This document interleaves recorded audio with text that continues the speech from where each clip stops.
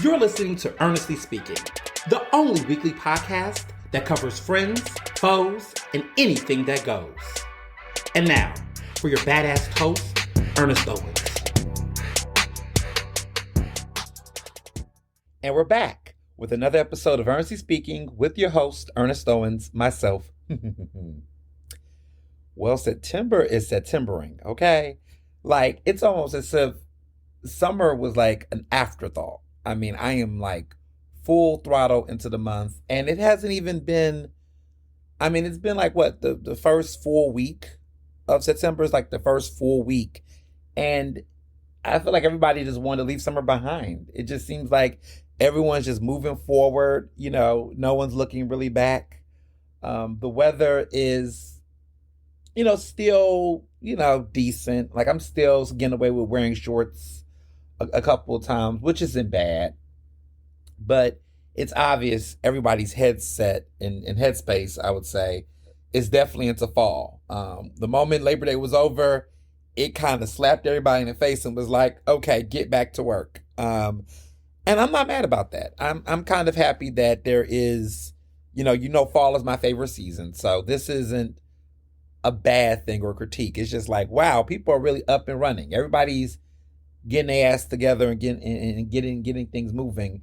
And I find myself very productive because of it. Because for me, even though, I know there is different seasons, my productivity level personally stays on a level of high activity even through the summer. I mean, I do vacation more because everybody else seems to be turned off, but my go-gettiness is still at a nice high. But when it's fall, I feel like everyone is matching, that level of speed, and so things are picking up. Everybody seems to be more responsive to their emails. Folks are really trying to follow up with a phone call and meeting. I'm like, oh, okay, all right. And so it almost took me for a storm a little bit, just seeing people like be more prompt to respond and stuff. I'm like, let me send this out. I need this a couple of days, but let me send it early so it can marinate. Nope. People are like, oh, can I do it tomorrow? I'm like, oh, sure. So it's been interesting to see that. But, I just finished my first week of CCP, and, I'm coming back for week 2. My classes are on Mondays and Wednesdays. And this is a good class. I like my class so far. I mean, it's the first week. But, if you're anybody who's a professor or a teacher, especially those who are teaching K through 12, because I have a special place in my heart for K through 12.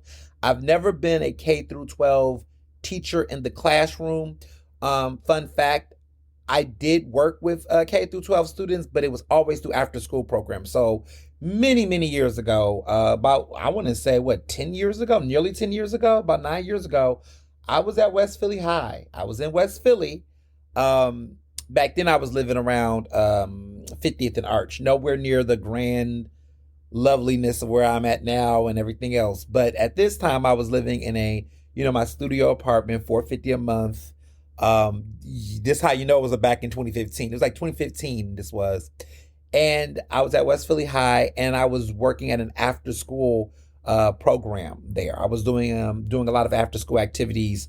And doing a program, it was like a combination of like journalism, writing, expression, all of those things. It was a media after school program that I was doing through the Netter Center at West Philly High. And this was a new West Philly High. This is not the one they had moved into a new building, a better building, which they currently are at now around 50th and Market. This is not where the lofts are, which is a horrible, terrible place. If any of my listeners live there, no shade to you, but like that building is just like, I don't know how people,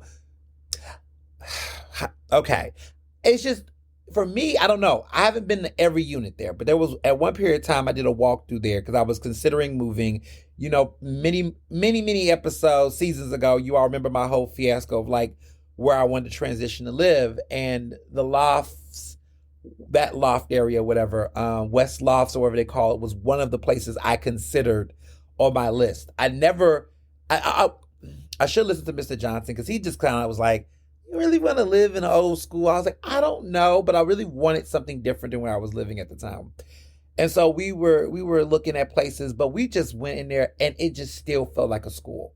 I think that's what it was for me. It was just that it still feels like you're in a school. Like they deck it up, they make it look nice, all the other stuff, but feel like you're in a school. Even the architecture inside the units themselves, it has a very, like, the way the rooms are arranged, the way the flooring is.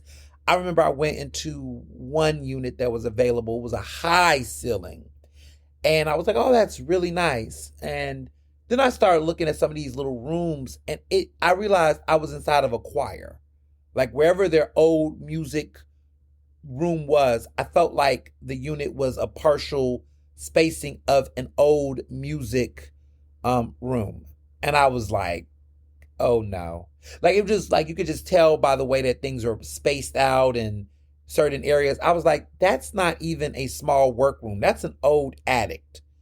And you could just tell by the way that it was like a doming of the area that this was like an old basement room or something. This was like a storage room for, like, where they would put like a music band, like, you know, they put all the instruments at. But they were treating it like it was a little, you know, office space or something. It just, everything about it just felt eerie, and just, I personally was not crazy about it. So yeah, I was not pressed, but some people like it. They like it. I felt like the long hallways between the different units, like when you would walk out and you would go through these long hallways, you could just tell there were students that was walking through there. And it just had this feeling of like very overt gentrification. And I was just like, no, not crazy about that. So yeah, all of this was just like, kind of like a turnoff.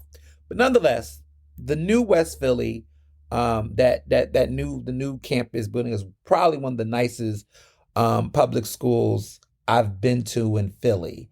And I mean, there's other ones, of course, but this, like, really, it was just, the new West Philly on 50th Market is really nice. They have the art, the hallways, the facility was nice. And so I remember I was probably one of the newest instructors there when they did the relocation to that new campus building.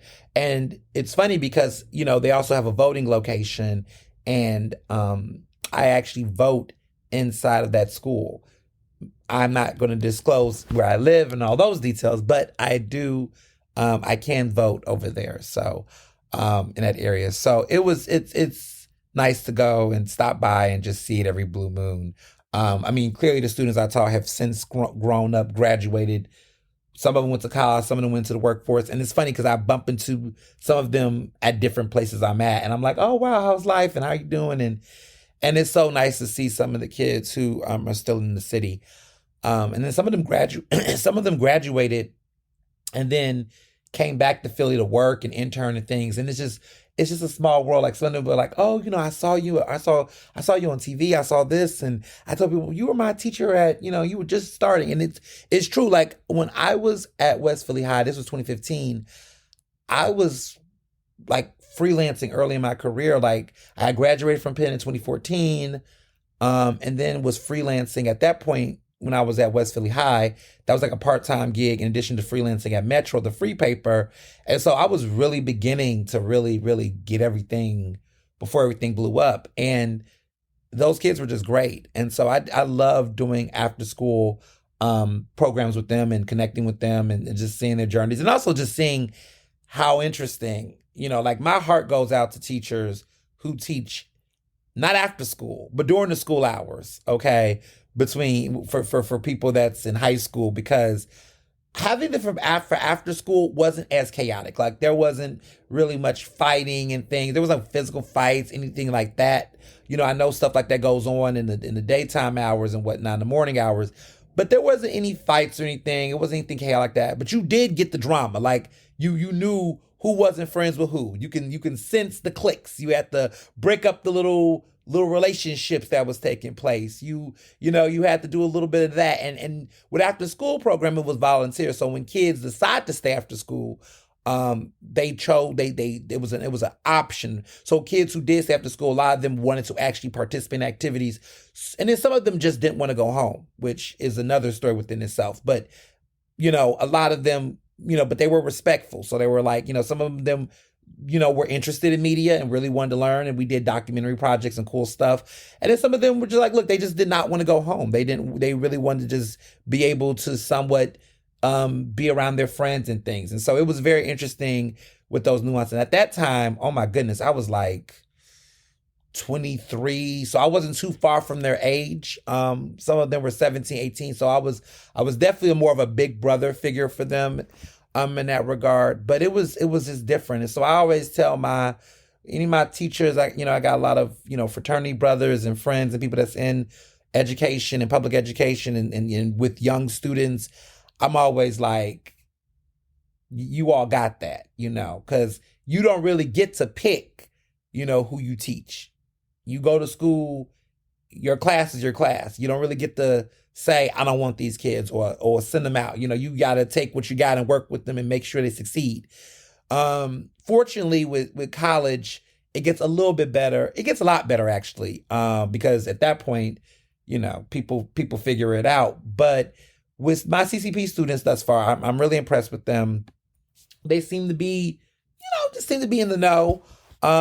Definitely a nice spectrum of age groups, which I knew was going to come, but everybody is like really just like attentive and seem to be, ready to learn. I mean, it is the first week. We'll see how it plays out, but definitely a very robust level of just enthusiasm across the CCP campus. Like, they're really happy I am there. They're like, everybody, even people that I don't even know were like coming up to me like, oh, it was a lot of just lots of enthusiasm, lots of love, lots of just welcome. And just, I mean, the CCP social media account, I mean, they just retweet me and, share my post, and they just really hype about me on there. Like, it's a deal. It's a deal on their campus. It is a deal. It is a big deal. And it hit me, like, I want to say after the first day. And I was like, oh, wow. Like, this is what it's like when the administrative have their shit together. Like, everybody over there is like on it. Like, I got my ID. I knew where my class was. Everybody was so helpful because it was my first time really being in my classroom. And so, we're doing a lot of technology. I don't know how to use some of that stuff. I mean, the AT people came in within 5 minutes. Everything was just ripping and rolling. Everybody was just on point. I was like, wow, and I really, that you just feel the energy there, and everyone was very nice and just really helpful, and it was fun. Now, what's hilarious is that with one of my groups, I do look young, and it hits me. I look younger than even my youngness. Like, that's been the thing. Like, people still think I'm in my like 20s, and no matter how I dress, no matter how I try to give myself a little bit of more age, I still get read even younger than my actual age, which I'm flattered by. I'm like, thank you. This kills, these genes, good rest, good sex. I mean, I guess it does help me with my youthfulness, as if I need to look any more younger. But people think I'm a student. And I will say this, some people thought I was a student until I had to show that ID. I was like, hello. Like, you go in the elevator and people are having these conversations and you're like, woo, woo, woo, woo, this is too much. I remember when I was getting to class the first day and I was hoping there was some conversations on the elevator. I was like, ooh, TMI. And I was like, I hope none of these people are my students because I don't want to know any of this. And fortunately, they were not. Not that they were bad. It's just, I was like, oh, I don't, but it is very much, I am back to school. And it's big. It's a bigger campus. Like, it's a lot of students. Like, everybody's ripping and running. Everybody's moving to different classes. It's a lot of students on that damn campus. And so, more so than Cheney. Like, Cheney was because it was a spacious campus, like, everything was spaced out. So, it wasn't super jam-packed. But, like, at CCP, there's students all over the damn campus. Like, everybody's in the street, everybody outside, everybody moving. And my class is at 11:20 a.m. So, that's peak campus fever. Like, everybody is, in between lunch and between classes. So it was peak fever out there. And I was like, whoa, okay. But it's a lot of, just a lot of enthusiasm and I'm excited. So I look forward to, now, we did intros last week. Now we're about to get into the lesson plan and, it's getting me a little, it can get a little much because I'm like, oh my goodness, I got to really like create presentations. Like, I got to go back into that mode again. But I'm kind of excited to do it because it's like I'm going out there and making presentations and all that jazz. So it's awesome. So it's been a great time. I'm really liking my experience there. Really loving the kids. Really excited to be there, and it's been great so far. City Council Live, as you all know, has returned last week. We're going to talk about City Council Live later in the show, but just want to say the show's back in motion. Definitely feels good to be back. I mean, just being on radio is always fun. It was so much going on the first day of council that I didn't get to take calls, which I love the callers when people call in, because it's like that's my opportunity to talk to like the streets. Like folks that are at home, folks that are in their car, folks that's at work. I love when the callers call in because I'm like, okay, so people out here hearing what's going on, we can talk. Because when you're in City Hall, even though there is the quote unquote public, and there is the public, it's the people's house, there is almost like that formality where, okay, the people that's here are people that are lobbyists, lawyers, folks representing the interests, their, private interests, public interests, the sectors that are like there for a reason. But it's nice when you can just hear regular, everyday Philadelphians and those who live in the suburbs that have opinions about what's going on in Philly weigh in, because they don't have to. Like when you're in City Hall, the people that come into City Hall, they have an agenda. They have a reason why they're there. They're not just there just to be there. Versus, because there's a bunch of consultants and people that like that are their lobbyists and folks. But when their people are listening, right, that's the people. And so I really love to engage with the people, the listeners and things like that. But this, of course, the first day was, the first Thursday, the first session. I mean, there was something from beginning to end. It was very long, but it did not go overtime, which was pretty cool. But it was very much an action-packed 3 hours, for sure. But it was just really great to be back and be on the air, like getting back into my groove. Like it's a lot of productivity, baby. It's a lot. But some of the things that I did this week, World Heritage City Celebration. I was on a host committee for this event, Global Philadelphia, which is pretty much the ears to the global streets, international work, travel, ambassadorship. Philadelphia is a World Heritage City. We were the first United States city to be designated a World Heritage City because of Independence, the Independence Mall, the Liberty Bell, but the Independence Mall, or they call it Independence Hall. But it's like they say mall, but Independence Hall is what got us this designation. So World Heritage City basically looks at cities across the entire world, and for whatever various things that they might have a historical important landmark gets designated. So you can imagine Paris is a World Heritage City because of the Eiffel Tower, because of so many other, the Louvre, all of the different things that are inside of Paris makes that important. Philadelphia was the first World Heritage City in America, the first American city to be designated because Declaration of Independence. Philadelphia has Independence Hall. So that was what got us. And then, of course, there's other cities. In Pennsylvania, there's 3 cities now that are considered World Heritage Cities, that also has that designation now. And it's a pretty big deal, and it's special. It's a lot of places. People are like looking for what makes the list, what defines it, what determines it. The United States is interesting. So I want to tell you a couple in the United States, because I know a lot of y'all are probably like, I want to know more about this. Check out Global Philadelphia if you do. I mean, I always recommend that. But for people who want to know what makes, the United States special, we have about 23 special areas or designations, I believe we do.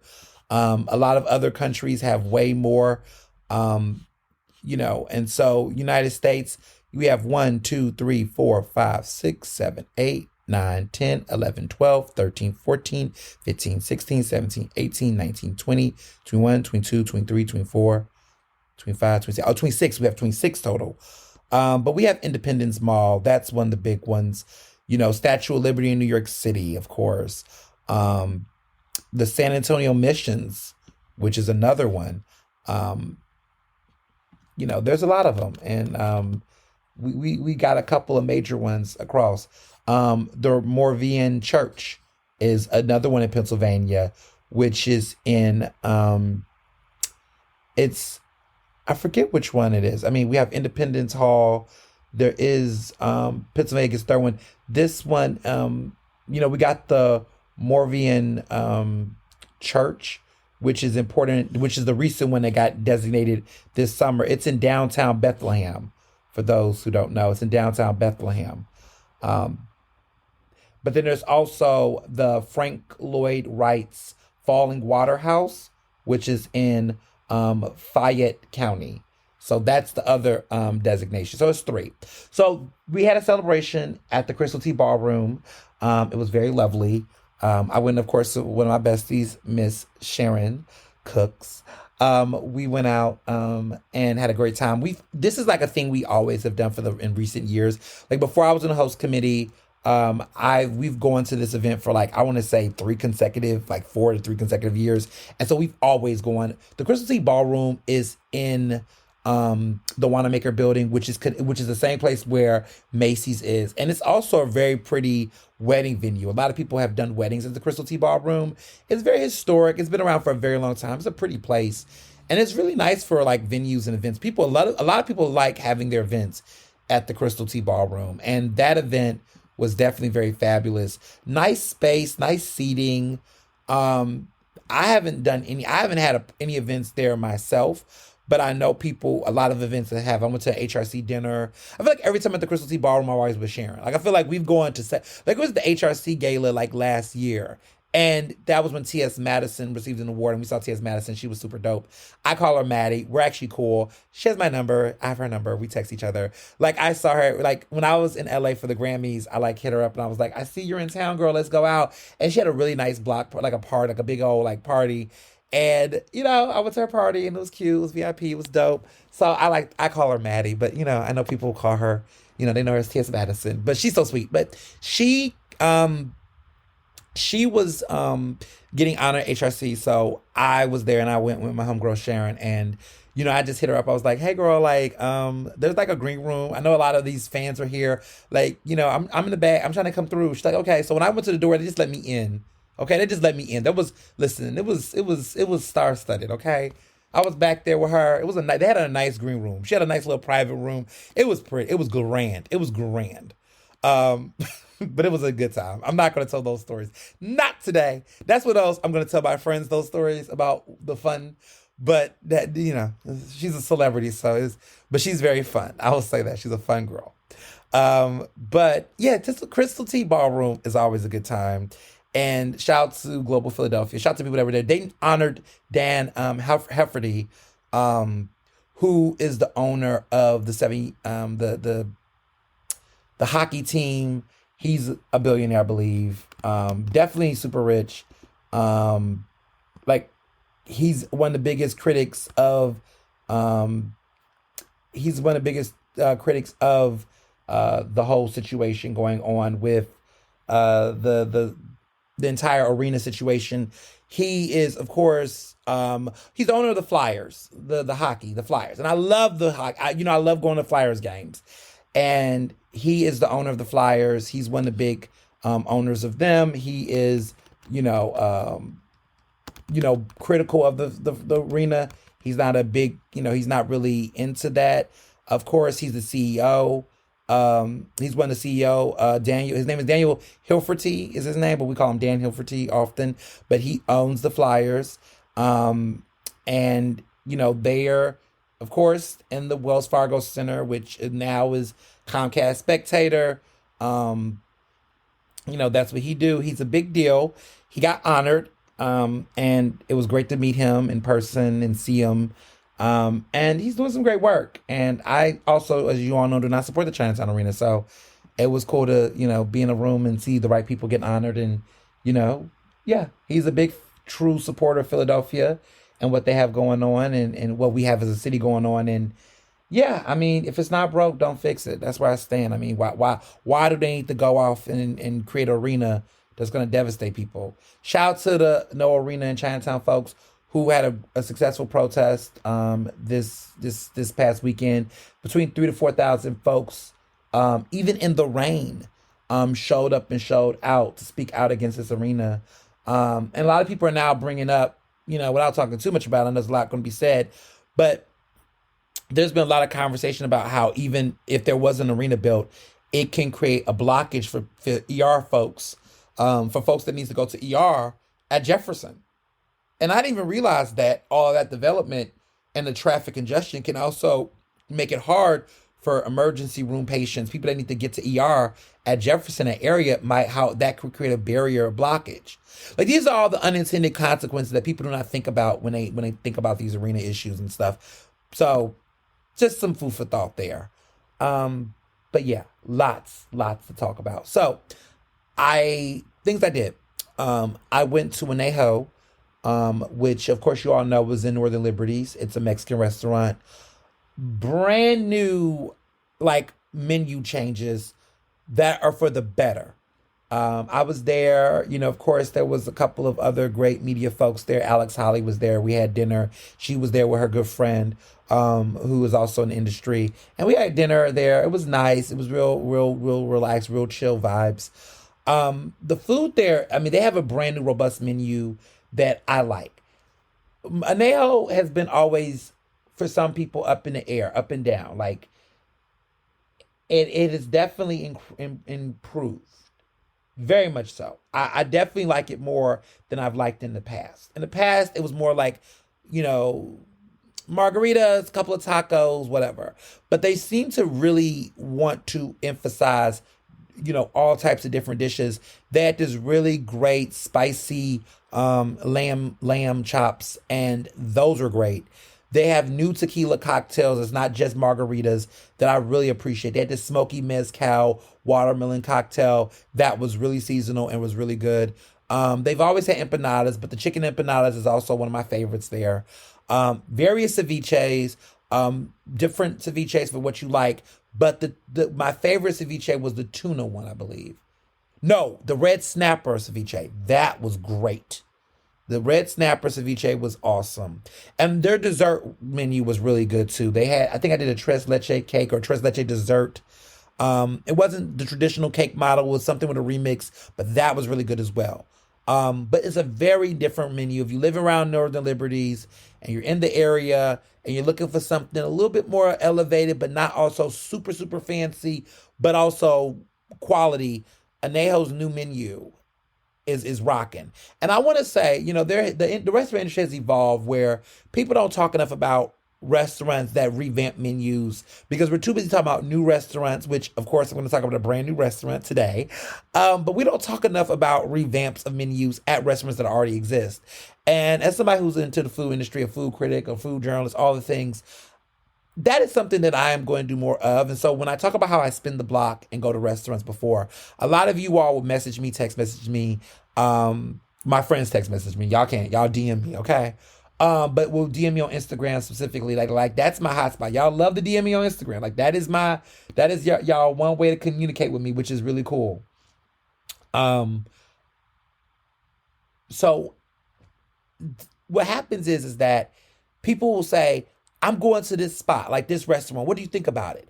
And it's not a new restaurant. And because of that, that's inspired me to revisit certain restaurants that I haven't gone to in a while. Now, some restaurants, you're not going to catch me in. Y'all know which one a couple I'm talking about.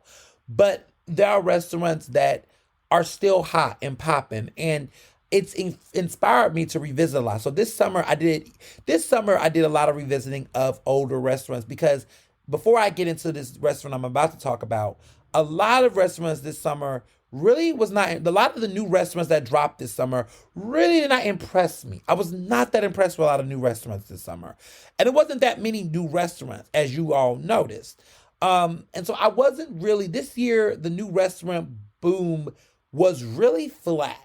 Like Provenance at the end of the summer, as you all know, I really love Provenance. Like that was a really great new restaurant. I mean, it's for the ballers, okay? So you need to go there with people you love and you really in love with. But it was definitely a very nice new restaurant. But a lot of the places that came out this summer, I didn't really talk about them. And now I'm in a place where I want to talk about one because one of my good, line brothers, or LBs as I refer to him, he listens to this podcast on a regular basis to the point where he literally text messages me and says to me, "Oh, I know what you're talking about." I'm like, "Okay, shut up now. Don't say anything." He listens to this. So he asked me about Picnic. So yes, you know who I'm talking about. And I struggled with the picnic because I was like, it's okay. But then it made me think about how I really felt about picnic. Y'all, I wasn't impressed. And I didn't talk too much about it because, I really try not to shade the restaurants. I try not to. I like to talk about what I like, and I don't really like to tell y'all too much about what I don't like. So if I don't mention this is how I feel. But he brought it up to me, and I really, at the time, was like, it's okay. It's cool. It's decent, But I guess maybe the answer is because of, I was not that wild. It was not horrible, but it just wasn't, it just seems forced. I feel like picnic was forced. Like, if you're in Fishtown and you're in the area, sure. But I feel like it's one of those, like, conceptual things where I know places that like this that exist, that do this better. And I feel like this is almost like a gimmicky type of situation. Like, let me separate this aspect. They have a bottle shop. They sell wine. And the bottle shop and the wine shop there, if you want to get some really great local wines, by all means, go there. Go there. Check it out.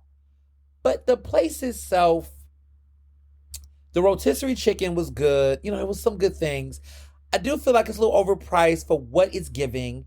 There is no, I think this is maybe my critique. And I'm going to give this critique to another restaurant that I do like, but I do understand people's gripes about this. Middle Child Clubhouse. I like Middle Child Clubhouse. Full disclaimer. I do like Middle Child Clubhouse. I do admire it. I do appreciate the food. I do like the food. They do cook in there. And I do like the chef. The chef there, he's Puerto Rican. He's Dominican. He's Dominican, not Puerto Rican. He's Dominican. All of his, he now is the chef over all hours of Middle Child Play. Edwin is great. Chef Edwin. He is the executive chef there. He is now running all the Middle Child club. I think it's Clubhouse. I call it Playhouse. Clubhouse, day in, day out. He is the dude. I love Edwin. He's a great chef. And he's one of the few Latinx chefs running a major restaurant in Philadelphia like a Middle Child. That's not trying to just do Spanish food, Latin cuisine. He's doing some great things over there. And I really, really like him. I mean, he invented the Sophie's pancake, that lovely pancake y'all like with that citrus flavor. That's him. He came up with that. And it's actually in honor of his daughter. Great chef. Like him a lot. So I'm not talking about the food at Middle Child. My thing about Middle Child has always been the marketing. I do feel like the marketing is super. They do too much with the hype, and it sometimes is annoying because they're really good, and I feel like they're so good. They're very good that they also drink their hype a little bit. I'm just like, you don't gotta be smelling yourself that much. But I get it. Confidence is key. But sometimes I feel like they do a little too much hype, marketing wise. Food, great food. But sometimes I'm like, okay, the way that y'all market is a little obnoxious. It reminds me of being at Penn and there's those college kids are super, pretentious and over the top and just really feel themselves the white kids that are super privileged that think, oh, I did this thing. And it's no one's doing this. It's yeah, there are people doing it, but they're just not being complete, you all know what I'm saying. I'm going to leave it there. But the real critique that I have about them too is that they make you go up and order your food. Now, they do serve the food, but they make you go up and place your order. And I know that's controversial for some folks. Some people feel like you're making me go up to a counter, place my, or it's just kind of the servicey aspect of that is a little, to some people feel like I got to wait in line and place my, it is a little for what they serve. And the reason why I say this is because Picnic makes people do QR codes. And I think that the thing is that if you're going to charge people a certain amount of money to go out to a restaurant, and you're charging these real serious prices, right? And you are calling yourself a more elevated cuisine space, there is a level of service that people are expecting for those experiences. And given that going to restaurants in this economy feels like a novelty and a luxury nowadays, I mean, there were surveys that said even fast food eating is considered a luxury. McDonald's to people is a luxury now because, these McDonald's prices, which I call, it's not inflation, baby, it's price gouging. But whatever, right? Everything's going up. And I feel like that it takes a lot now to convince people to go out to a restaurant. Let's be real here. The restaurant industry, with everything going around, with price gouging, all this stuff, to get people to go to a restaurant is no minor feat. To convince people to sit and spend money at a restaurant that they don't know anything about or getting familiar with, you better have your shit together. You better really be trying, because it's become a luxury at this point to go to restaurants. I wish that wasn't the case.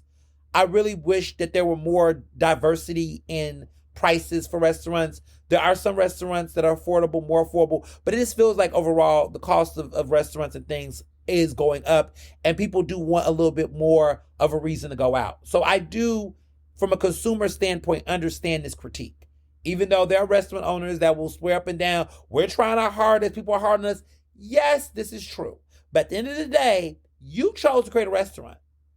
And so if you're going to create a restaurant, you need to also consider that if you cannot, and I'm going to say this, and I, with all due respect to restaurant owners and people in this business, if you cannot properly pay your workers, if you cannot properly serve your diners, if you cannot properly create an environment, an atmosphere that is hospitable for what a diner should expect and what a worker should expect, then you shouldn't own a restaurant. Don't own a restaurant then. Don't. We don't need any more restaurants that are going to be half-assed, crappy, and exploit workers. Nobody asked you to create a restaurant if you're not going to do it right. And if you cannot create a restaurant like that, then create a takeout restaurant, right? Like, shout out to the chef Kurt Evans, right?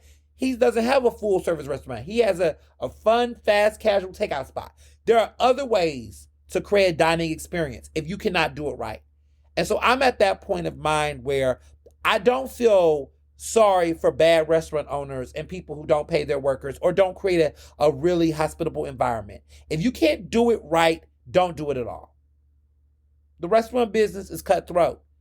But there are a lot of people that try to make the excuse of, oh, I'm not going to do this, I'm not going to pay this, I'm not going to do this, I'm not going to do this, but then don't understand why people don't go to their restaurant. Because they don't have to.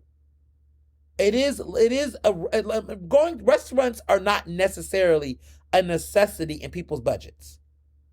It is in mine, because I am a restaurant, like, this is my love. Like, some of you all buy Eagle season passes.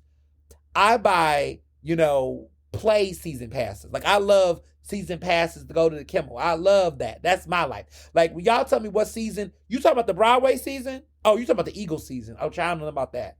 Okay, but I know about the Broadway season. I know what shows is coming up this season. Okay, at the Assembly Arts. I know what restaurants are coming out this year. Like that's where my energy is.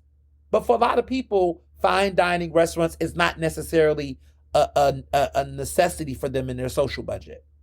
So restaurants, some of y'all get y'all heads out y'all asses, because people don't have to go.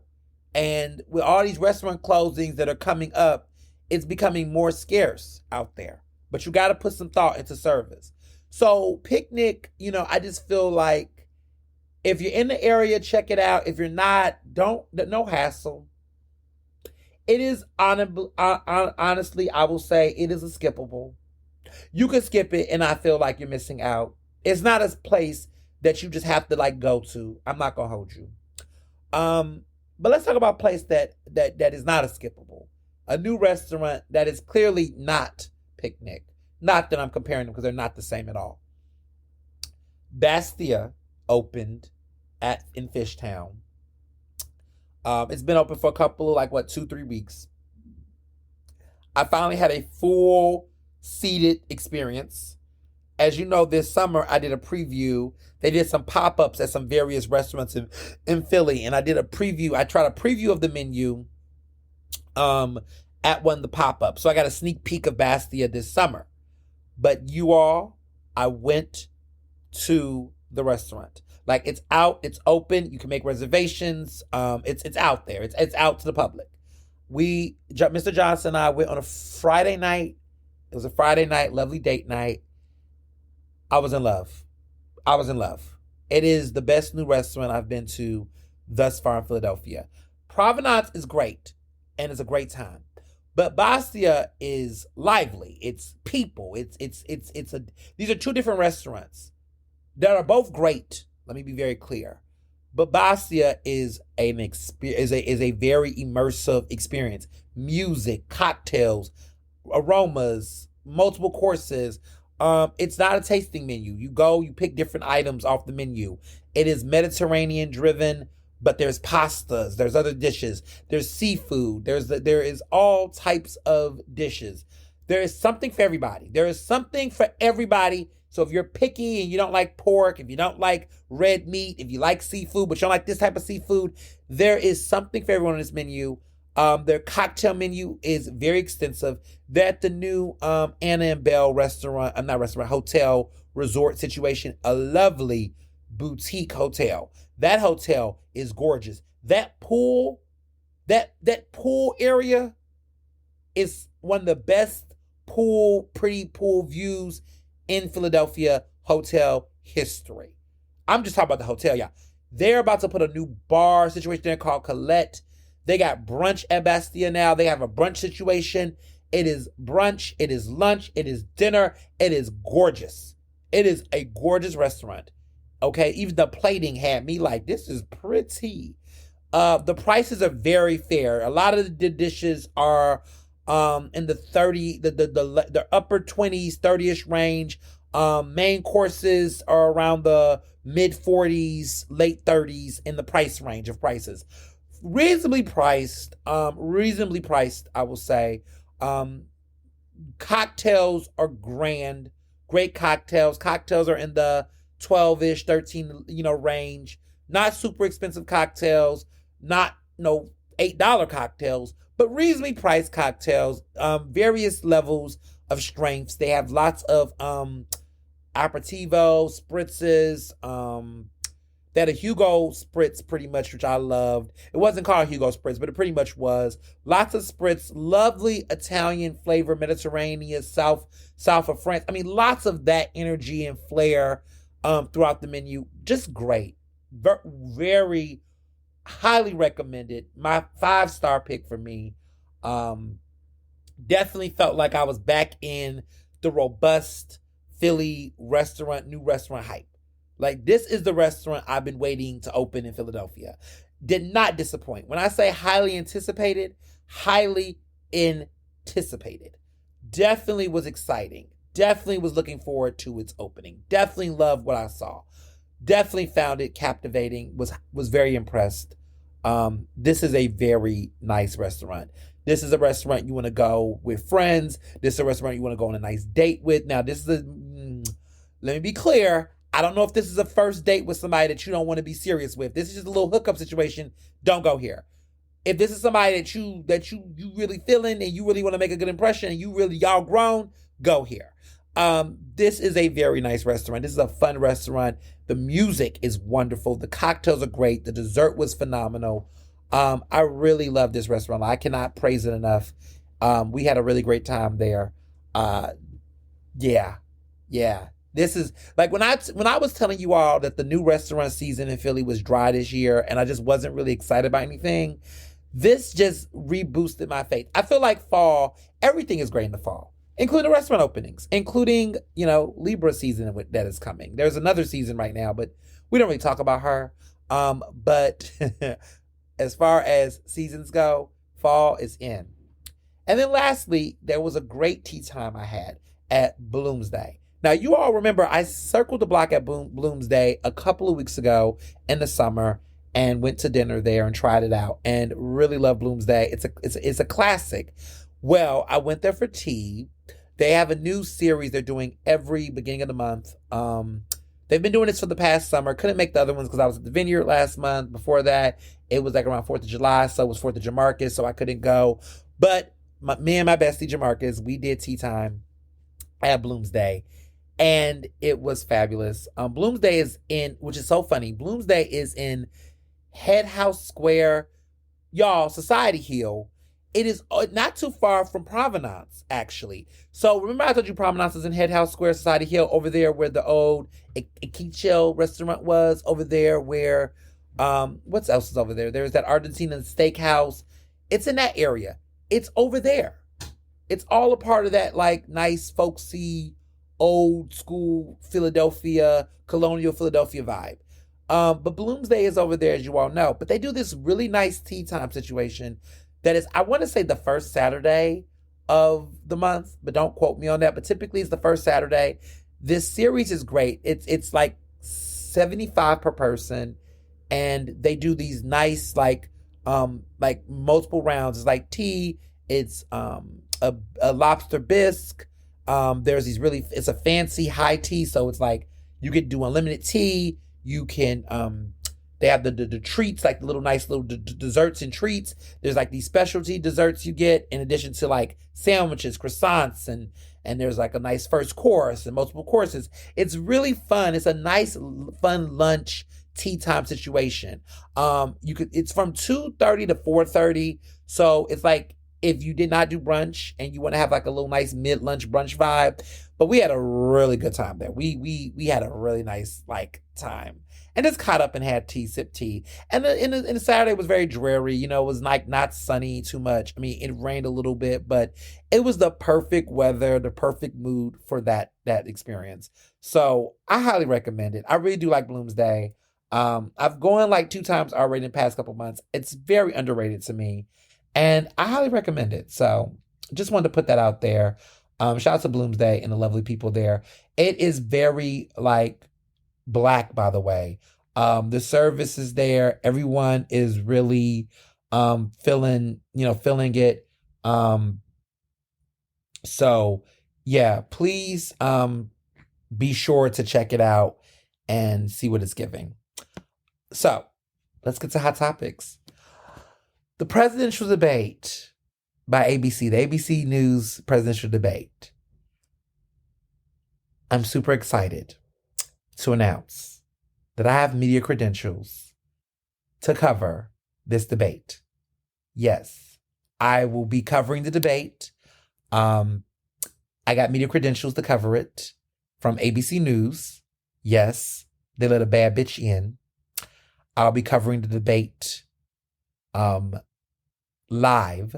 Not on TV. I will not be on TV. So let me be very clear. I'll be live tweeting, but I will not be taking any photos or anything like that. But I will be, getting a chance to cover the debate, and I'm super excited. I have media access, which is an honor. I was not expecting it, to be honest. I'm not going to hold you all. I'm very touched about this. Super excited. And you all know my history, just at debates and things of that nature. I've been, I've had some iconic moments. There will be no iconic moments. Okay. I'm doing everything by the book. Okay. I'm just grateful to this. So for those who are new to this podcast, or don't know what I'm talking about. So there was a mayoral, I've had some interesting debates my entire career, actually. Okay. I moderated the mayoral debate for CBS Philadelphia, PABJ, the Philadelphia PABJ. We put on the debate, and it was televised on CBS 3, and I was a great host. Apparently, people love me as a moderator. But I hosted the mayoral debate, which you can all watch on YouTube now. It's live. You can put in Philadelphia mayoral debate, and that debate that we did, it was like one of the few televised debates that had the major candidates present. And that was, Sherelle Parker, Helen Gim, Jeff Brown. This is the notorious debate, as you all remember, where Jeff Brown lashed out at Helen Gim and they got into it. And Sherelle Parker had some very memorable quotes. I think it was at that debate when I realized that Sherelle had a real strong chance of winning. Now, some would argue that she always had it in the bag. But I always kind of felt like Rebecca Reinhardt could have had a chance. And she kind of did. She was, she was runner up. But Sherelle, swept. But I think it was at that debate when I realized, Sherelle could win this. And Sherelle, she had won the audience that night. But that's why I tell people sometimes debates matter, especially when it's competitive races. That, clearly we've seen that debates do matter, right? People say, oh, it don't matter. It could change history. It kind of did for Biden, didn't it now? But I remember doing that one. But before that debate, in 2019, I did a debate. And see, one of my LBs, listen, some of y'all, Y'all know my history of debates now. 2018, I moderated the mayoral's debate. That was the one against Alan Buckovitz, Mayor Kenny, and Senator Anthony Hardy Williams. That was when Kenny won re-election, of course. But that debate was televised through NBC 10, and I was in the audience. And I had a facial expression that got viral that became a GIF that is still, out here to this day. And it was so controversial that the Comcast, because the mayoral debate was at the Comcast Technology Center, and it was through NBC 10 because, Universal. Well, that facial expression, that situation went so viral that they actually banned me from the Comcast Technology Center. And this was the NBC 10 people. I was supposed to be at the debate, which I was, and they actually was trying to book me to do a recap of the debate that Sunday. After I went viral for my facial expressions, mind you, my facial expressions, they canceled my ability to do the recap that day. That Sunday, I was going to be on TV talking about, the election, the debate and all that. They canceled my appearance. They actually banned me from the Comcast Technology Center. So, the girl's been banned many, many years before other people thought they had been. Listen, I've been, when I say, I wasn't joking when I said I've been kicked out of finer places, to NABJ's point. But I've been banned from some places. Okay, listen, I've been quite the guy. But they had banned me, and the powers that be at the time, as you all can imagine, you're like, well, wait a minute, didn't you have your book signed at the Comcast Technology Center? I did in 2023 because that fucking ban got lifted because I was that bitch. But let me say this. At the time, it was quite controversial and it was so much going on. At this point, I was not the president of PABJ, I was the vice president of print. The reason why there was controversy was because they wanted me to apologize.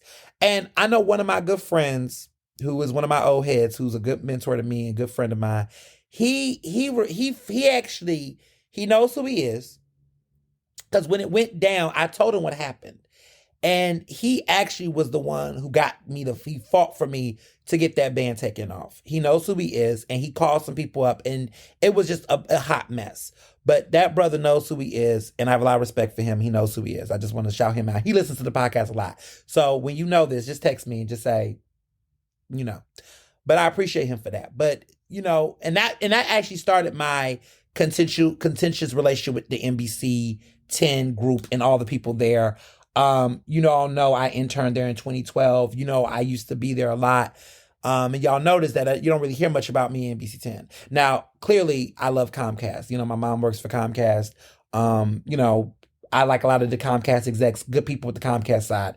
NBC 10 people, not so much for various reasons. Not going to do that. Not this episode. Not going to talk about that.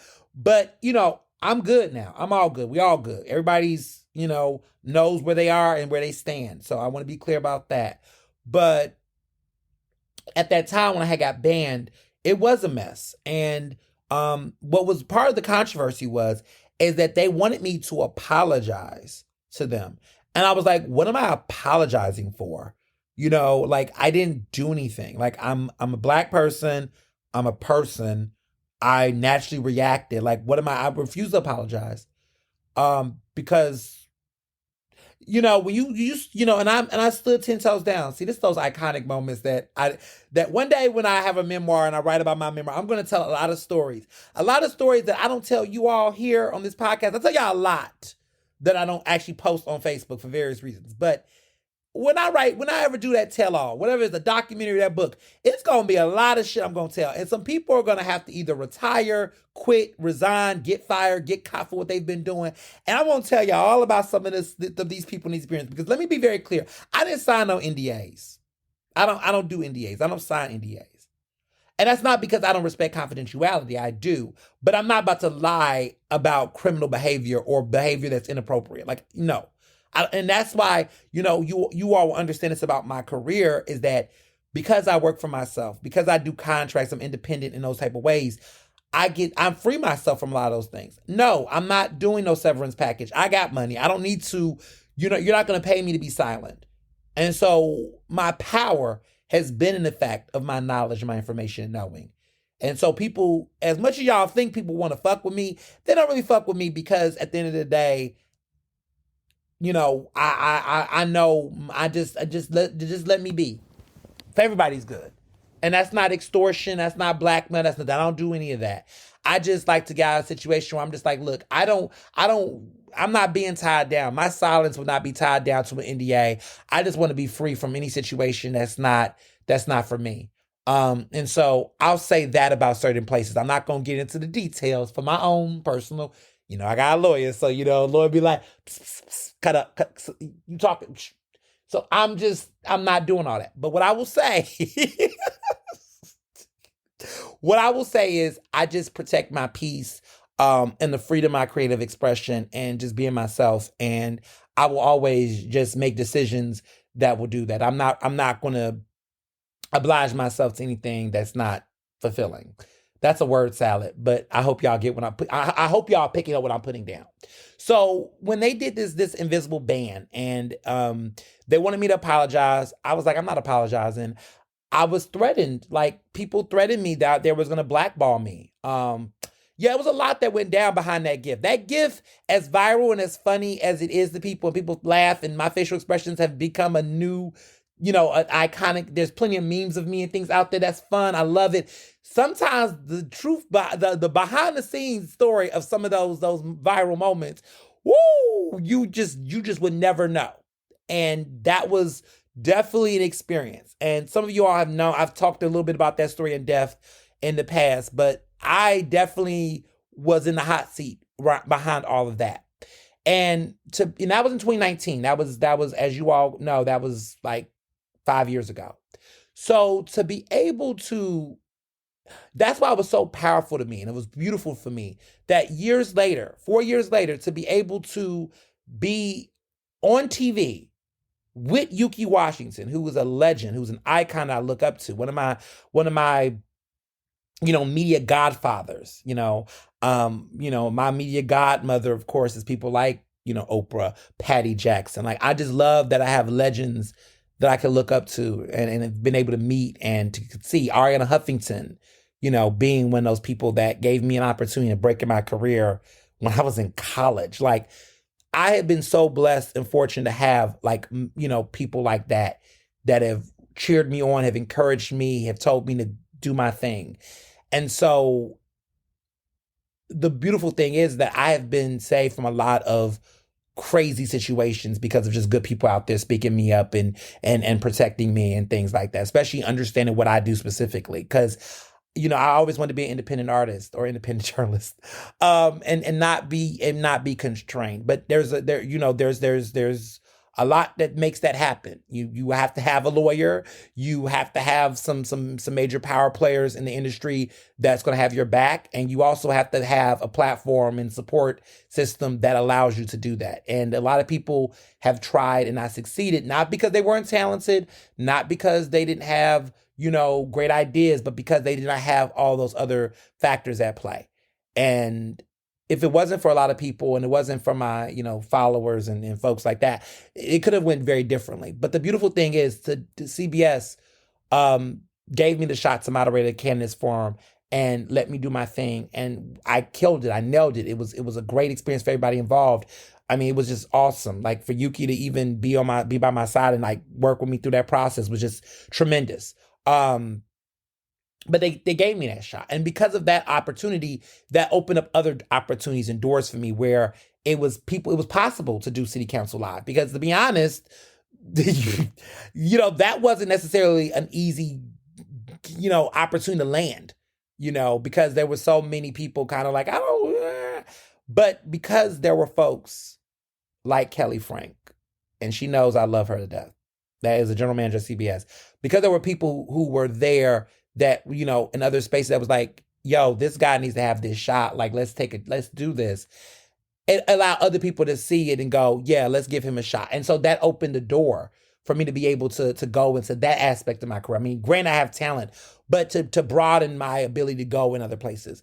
So to now be in a space where I have a credential to cover the presidential debate is just a blessing. So Definitely understand the moment. Definitely not. It's not going to blow it. But definitely a moment, and very, very, very happy to be able to have that experience. And so I'm super excited about the debates, as you can imagine now. Super excited now more than anything.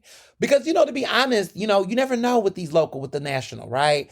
You in Philly, and they don't really hit up the local media now. They don't hit up local journalists often. They oftentimes only hit up, TV outlets. They only hit up a certain group. But to be able to be there is just exciting. So I am super excited. So let's get into this debate itself. I'm a lot more excited about it than I was clearly with the first debate, right?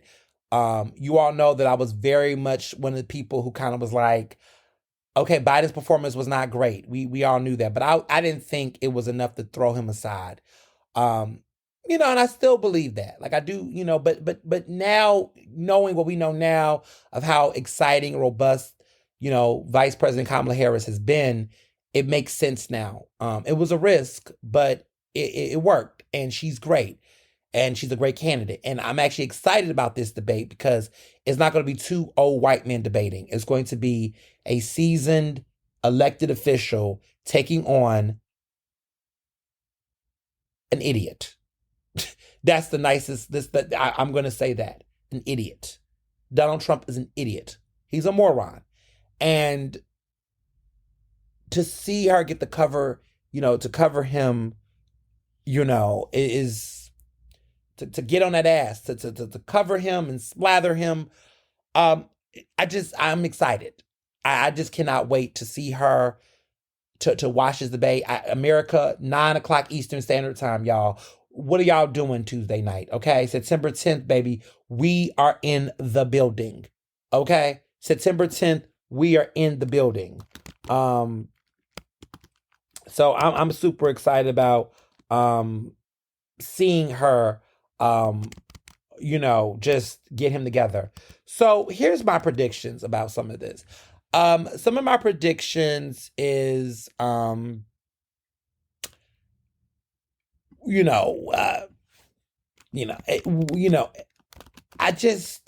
expecting that she's definitely going to be sharper.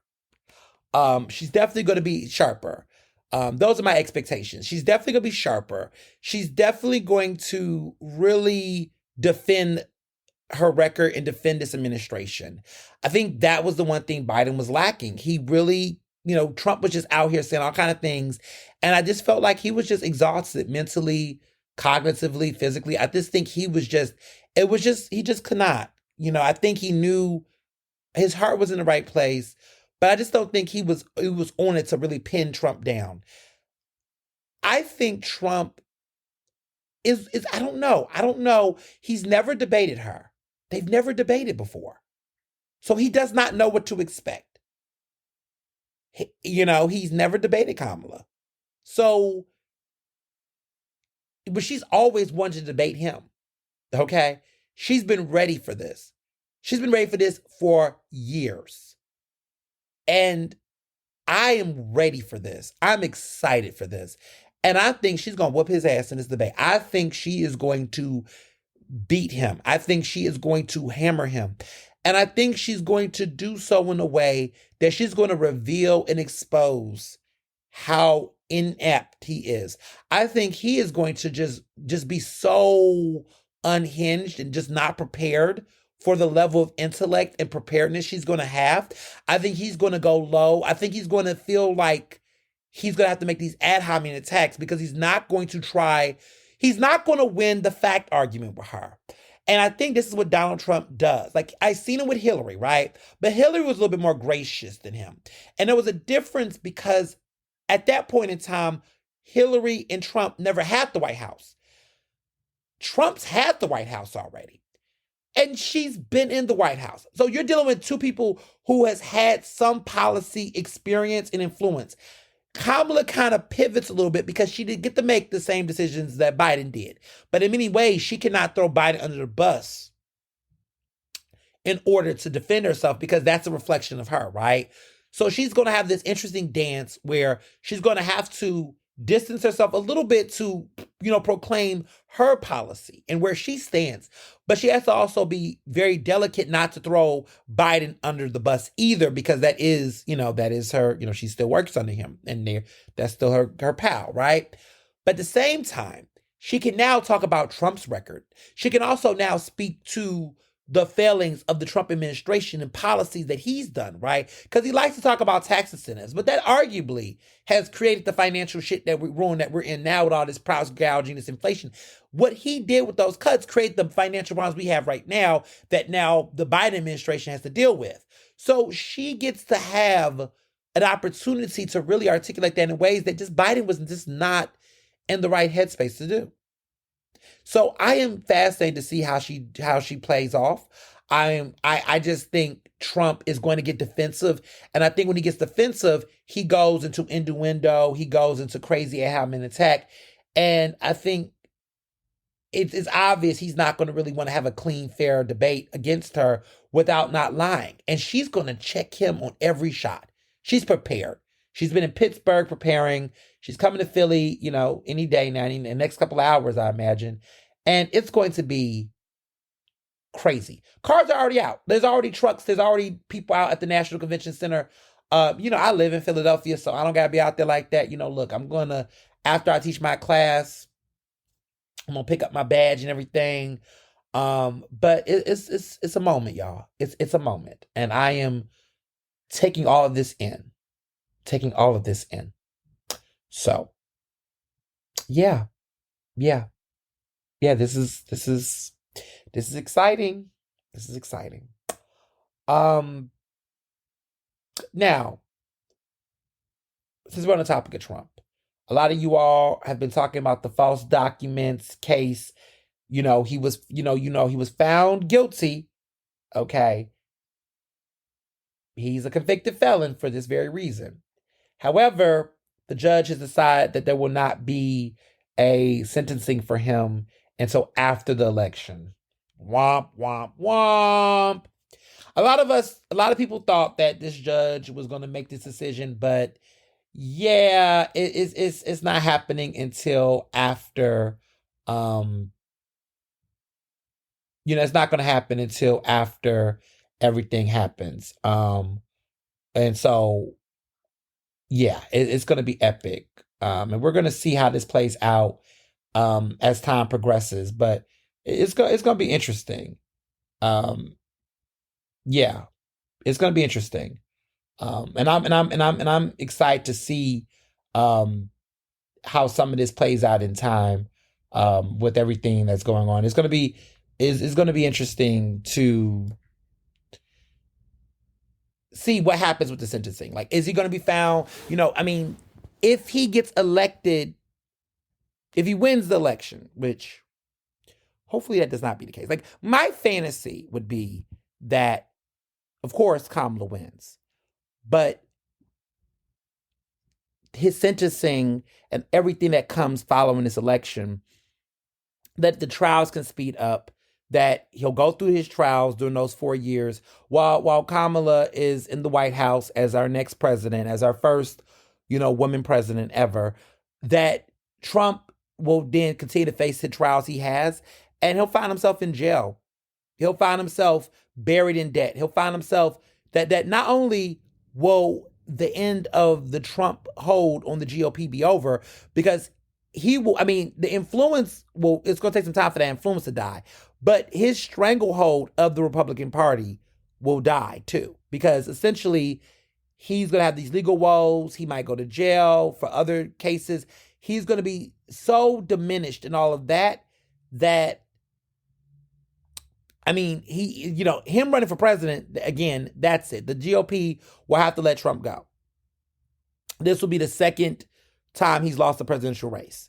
And as far as being the face of the party, that's it. That'll be it.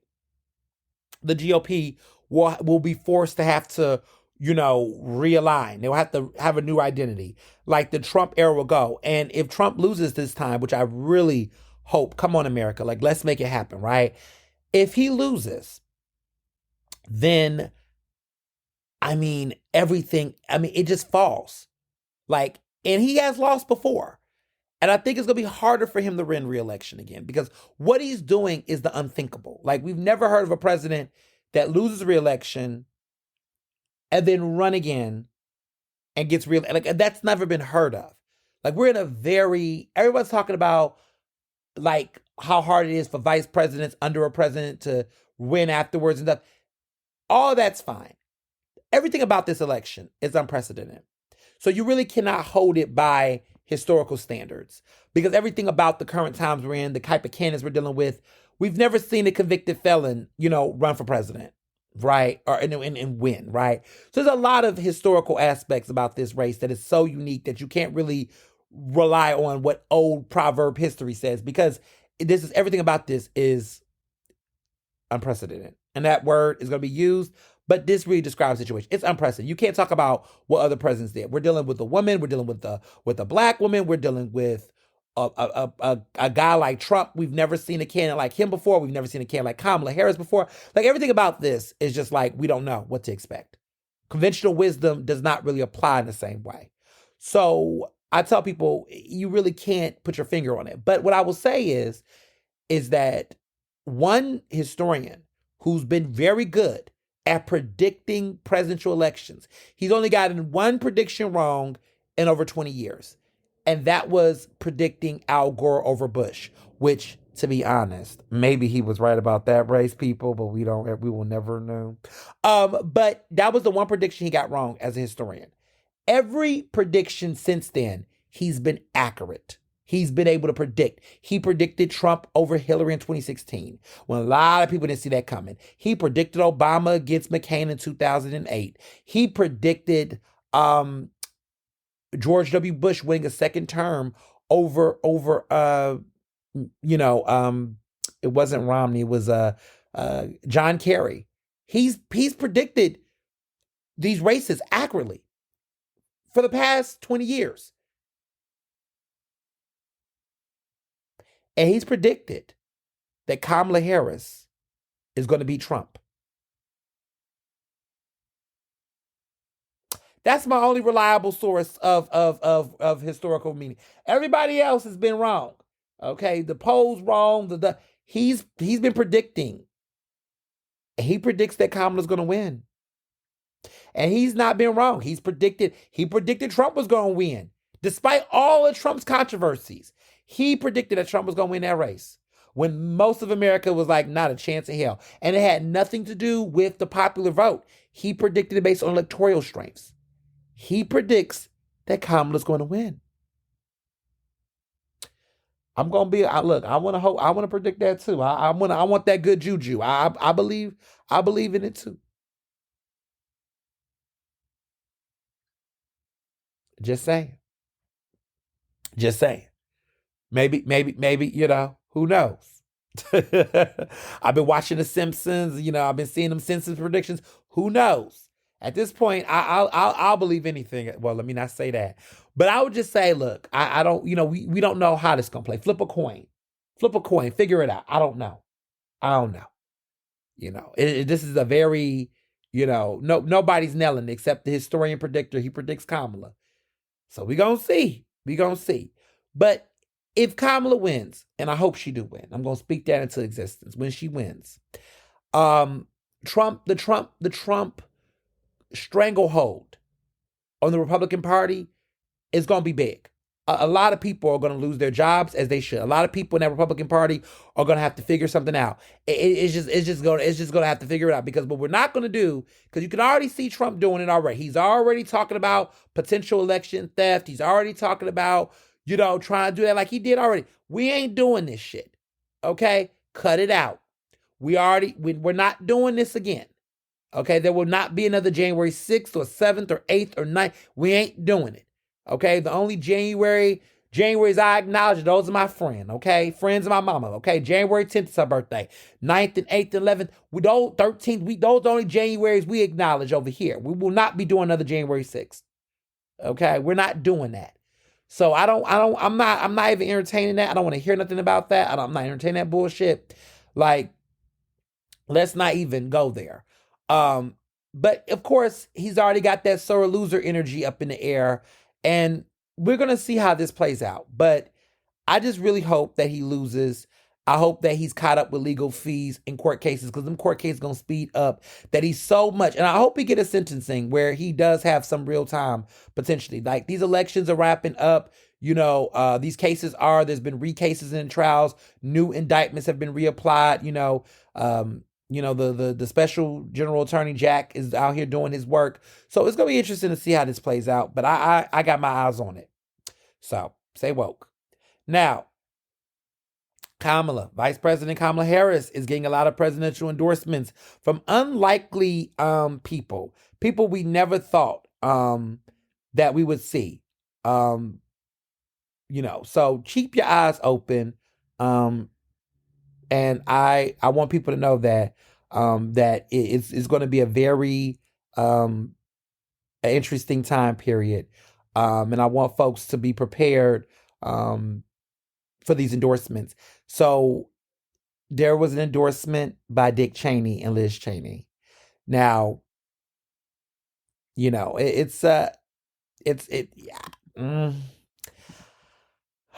people call Dick Cheney a war criminal. I wouldn't disagree with those people around that. Dick Cheney is not, I don't know how I feel about a Dick Cheney endorsement.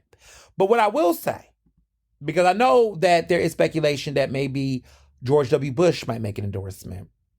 If that's the case, if George W. Bush makes an endorsement for Kamala Harris for president, this will be a situation where every living president, with the exception of Donald Trump himself, would have endorsed a presidential candidate. We've never seen anything like this in history. But people are predicting that maybe George W. Bush might come out and endorse Kamala. I don't know how I feel about that. I mean, to some extent, I get it, right? There are people in this country that is not like myself, that does not hold my progressive liberal views. So I guess overall, it will mean something to certain conservatives that do hold George W. Bush and the Dick Cheneys in high revere and high regard. Clearly, there are people that still support them and like them and whatnot. So I guess it's going to mean something to those people. And I guess what I'm saying is that there are a lot of Republicans that would never come out and support, that they wasn't even come out for Biden. But for whatever reason, they're coming out for Kamala Harris in a way that we've never seen. That's a pretty big damn deal. And what that's saying is that they do recognize that Donald Trump is the old man in this race. I mean, if you can get Dick Cheney to come out. Because you got to remember, when Hillary ran, a lot of these conservatives did not come out for Hillary. And I think a lot of that was because they didn't really like her husband, Bill Clinton. And I think Hillary definitely had an unfair shake of inheriting a lot of her husband's political situations and things. And sometimes, in many ways, she struggled with carving her political identity because of her husband. A lot of that was interwoven. I mean, as you can imagine, the first woman to ever get a presidential nomination from a major party literally was the wife of a former U.S. president. It's almost like Hillary had to do what she had to do first before we could even consider a situation like Kamala Harris. Like in order to consider a woman for president, she literally had to be with a president. Like, do you understand what I'm getting here? Like America could not even envision, an aspect of America could not even envision a woman for president that was not literally, because there were people that made the argument, well, we like Bill Clinton. Some people like Bill Clinton. They were like, I like Bill, and Bill can help her and give her advice. Like, they just couldn't see Hillary as her own individual person. But look how far we've come, where, 8 years later, we can see a woman who is not literally coming from a political family or dynasty potentially get this White House. It's beautiful. In so many ways, Kamala winning as a Black woman Democratic Party is like the ultimate chef's kiss to like how history is supposed to play out. Because I have been foreshadowing, and I know y'all have been noticing this since the beginning of this podcast. I have said this, and I've been speaking this into existence since January 6th, when this podcast had came out, right in the midst of that controversy.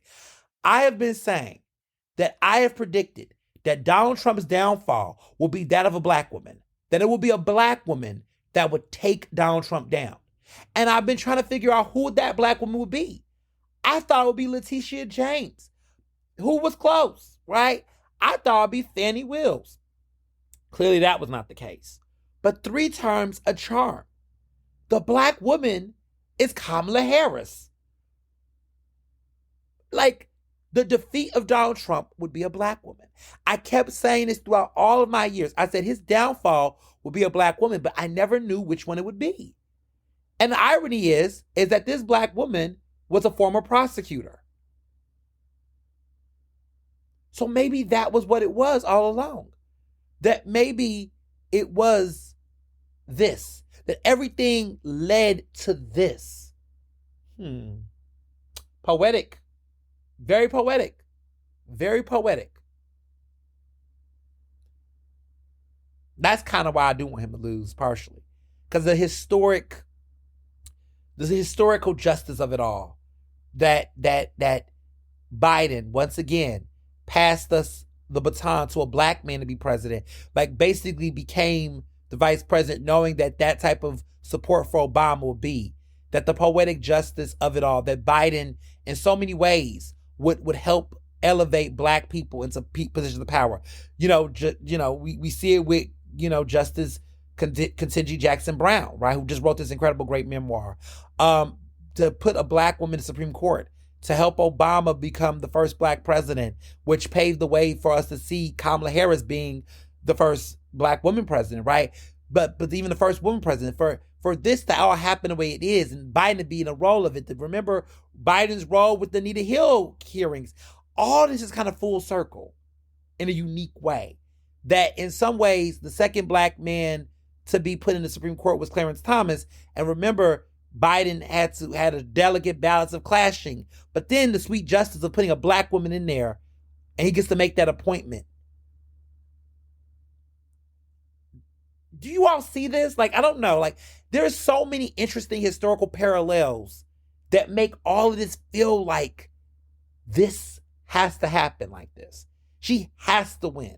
Like, this concludes a lot of sweet historical justice. Like, Kamala kind of has to win in a way that makes all of this historically not go in vain.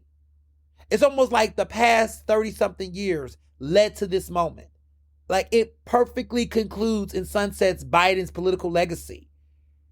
And like, the legacy is so much bigger than him that in this legacy, this white man who's endured a lot got his strength from black Democratic voters. And throughout his life, paid his debt back to that same constituency of voters by elevating leaders that look like them into positions of power. Like, that is beautiful. And I would write that article in a heartbeat. Okay, that's my idea. Because I don't see anybody talking enough about Biden's legacy in that way, that honestly, everything's in a trinity. Everything's in threes. The power of threes. The fact that his third attempt of running for president becomes his actual chance to become president. Like, everything with him is in threes. And 3 decades of this journey from Clarence Thomas to now. Like, all of this is historical to me. And so this has to happen. It will happen. I have faith that it will. Because I believe there is a historical manifest destiny that is taking place here. In a way that is not as disgusting as manifest destiny. Let me be very clear. But there's a divine intervention politically that's happening that is shaping this. And I just feel like the timeliness and everything that's happening speaks to that moment. So we'll see how it plays out. But even these endorsements, to me, like, it's almost like an atonement of sorts from these god-awful Republicans, that their atonement is to surrender, to not make history repeat itself. And if anybody who does not want history to repeat itself, it's definitely Dick Cheney. So, we'll see. For those who do not know, there is a possibility that there is talks of a government shutdown. Now, y'all know I don't want a government shutdown, but there could be a real government shutdown. Now, there's a false narrative that could shake this. And the New York Times has been reporting on it. But there's a lot happening here. So Republicans have been basically pushing this lie that has not been substantiated, that undocumented immigrants are poised to vote illegally and swing the upcoming, election to Democrats. It's not true. A lot of people are just saying this is just ridiculous, and a lot of the far right Republicans are pushing this. But people are saying that it's creating real chaos in Capitol Hill in this upcoming election.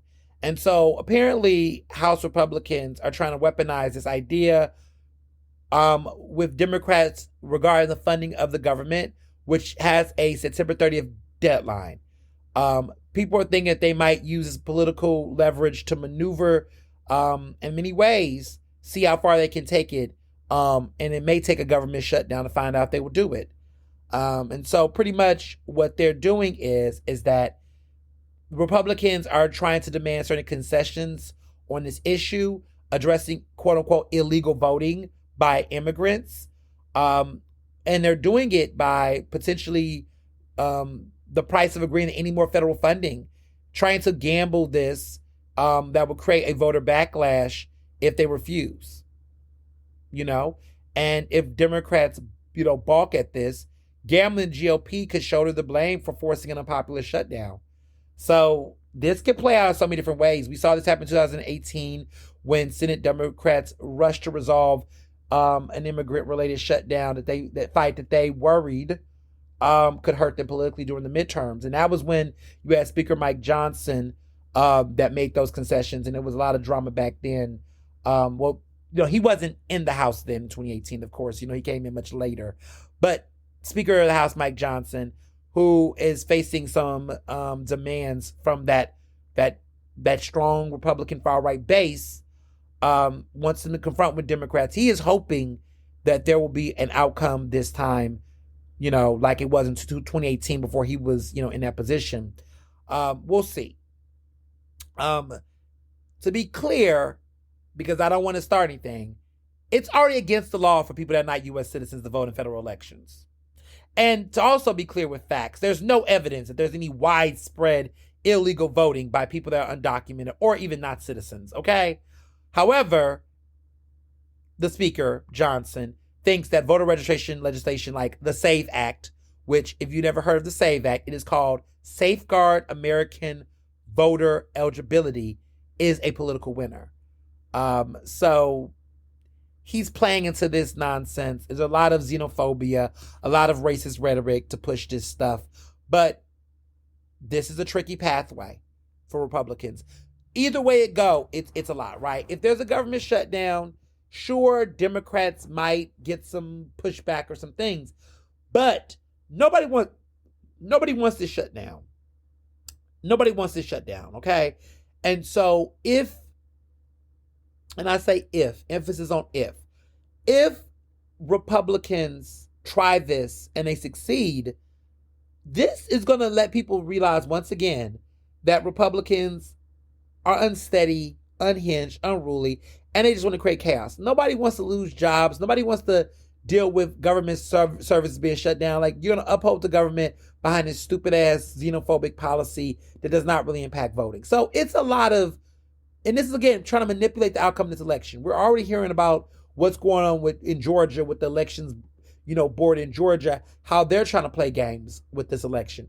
It's just a lot of weird, shady shit going on, and it's just voter suppression. But we'll keep an eye on it and see how it plays out. Now, City Council in Philadelphia. Back to local, right? Goodness. So, two things happened in City Council that I want to bring up that is startling to me and stood out. If you all thought there was going to be a big showdown with the Chinatown Arena discussion, it did not come up.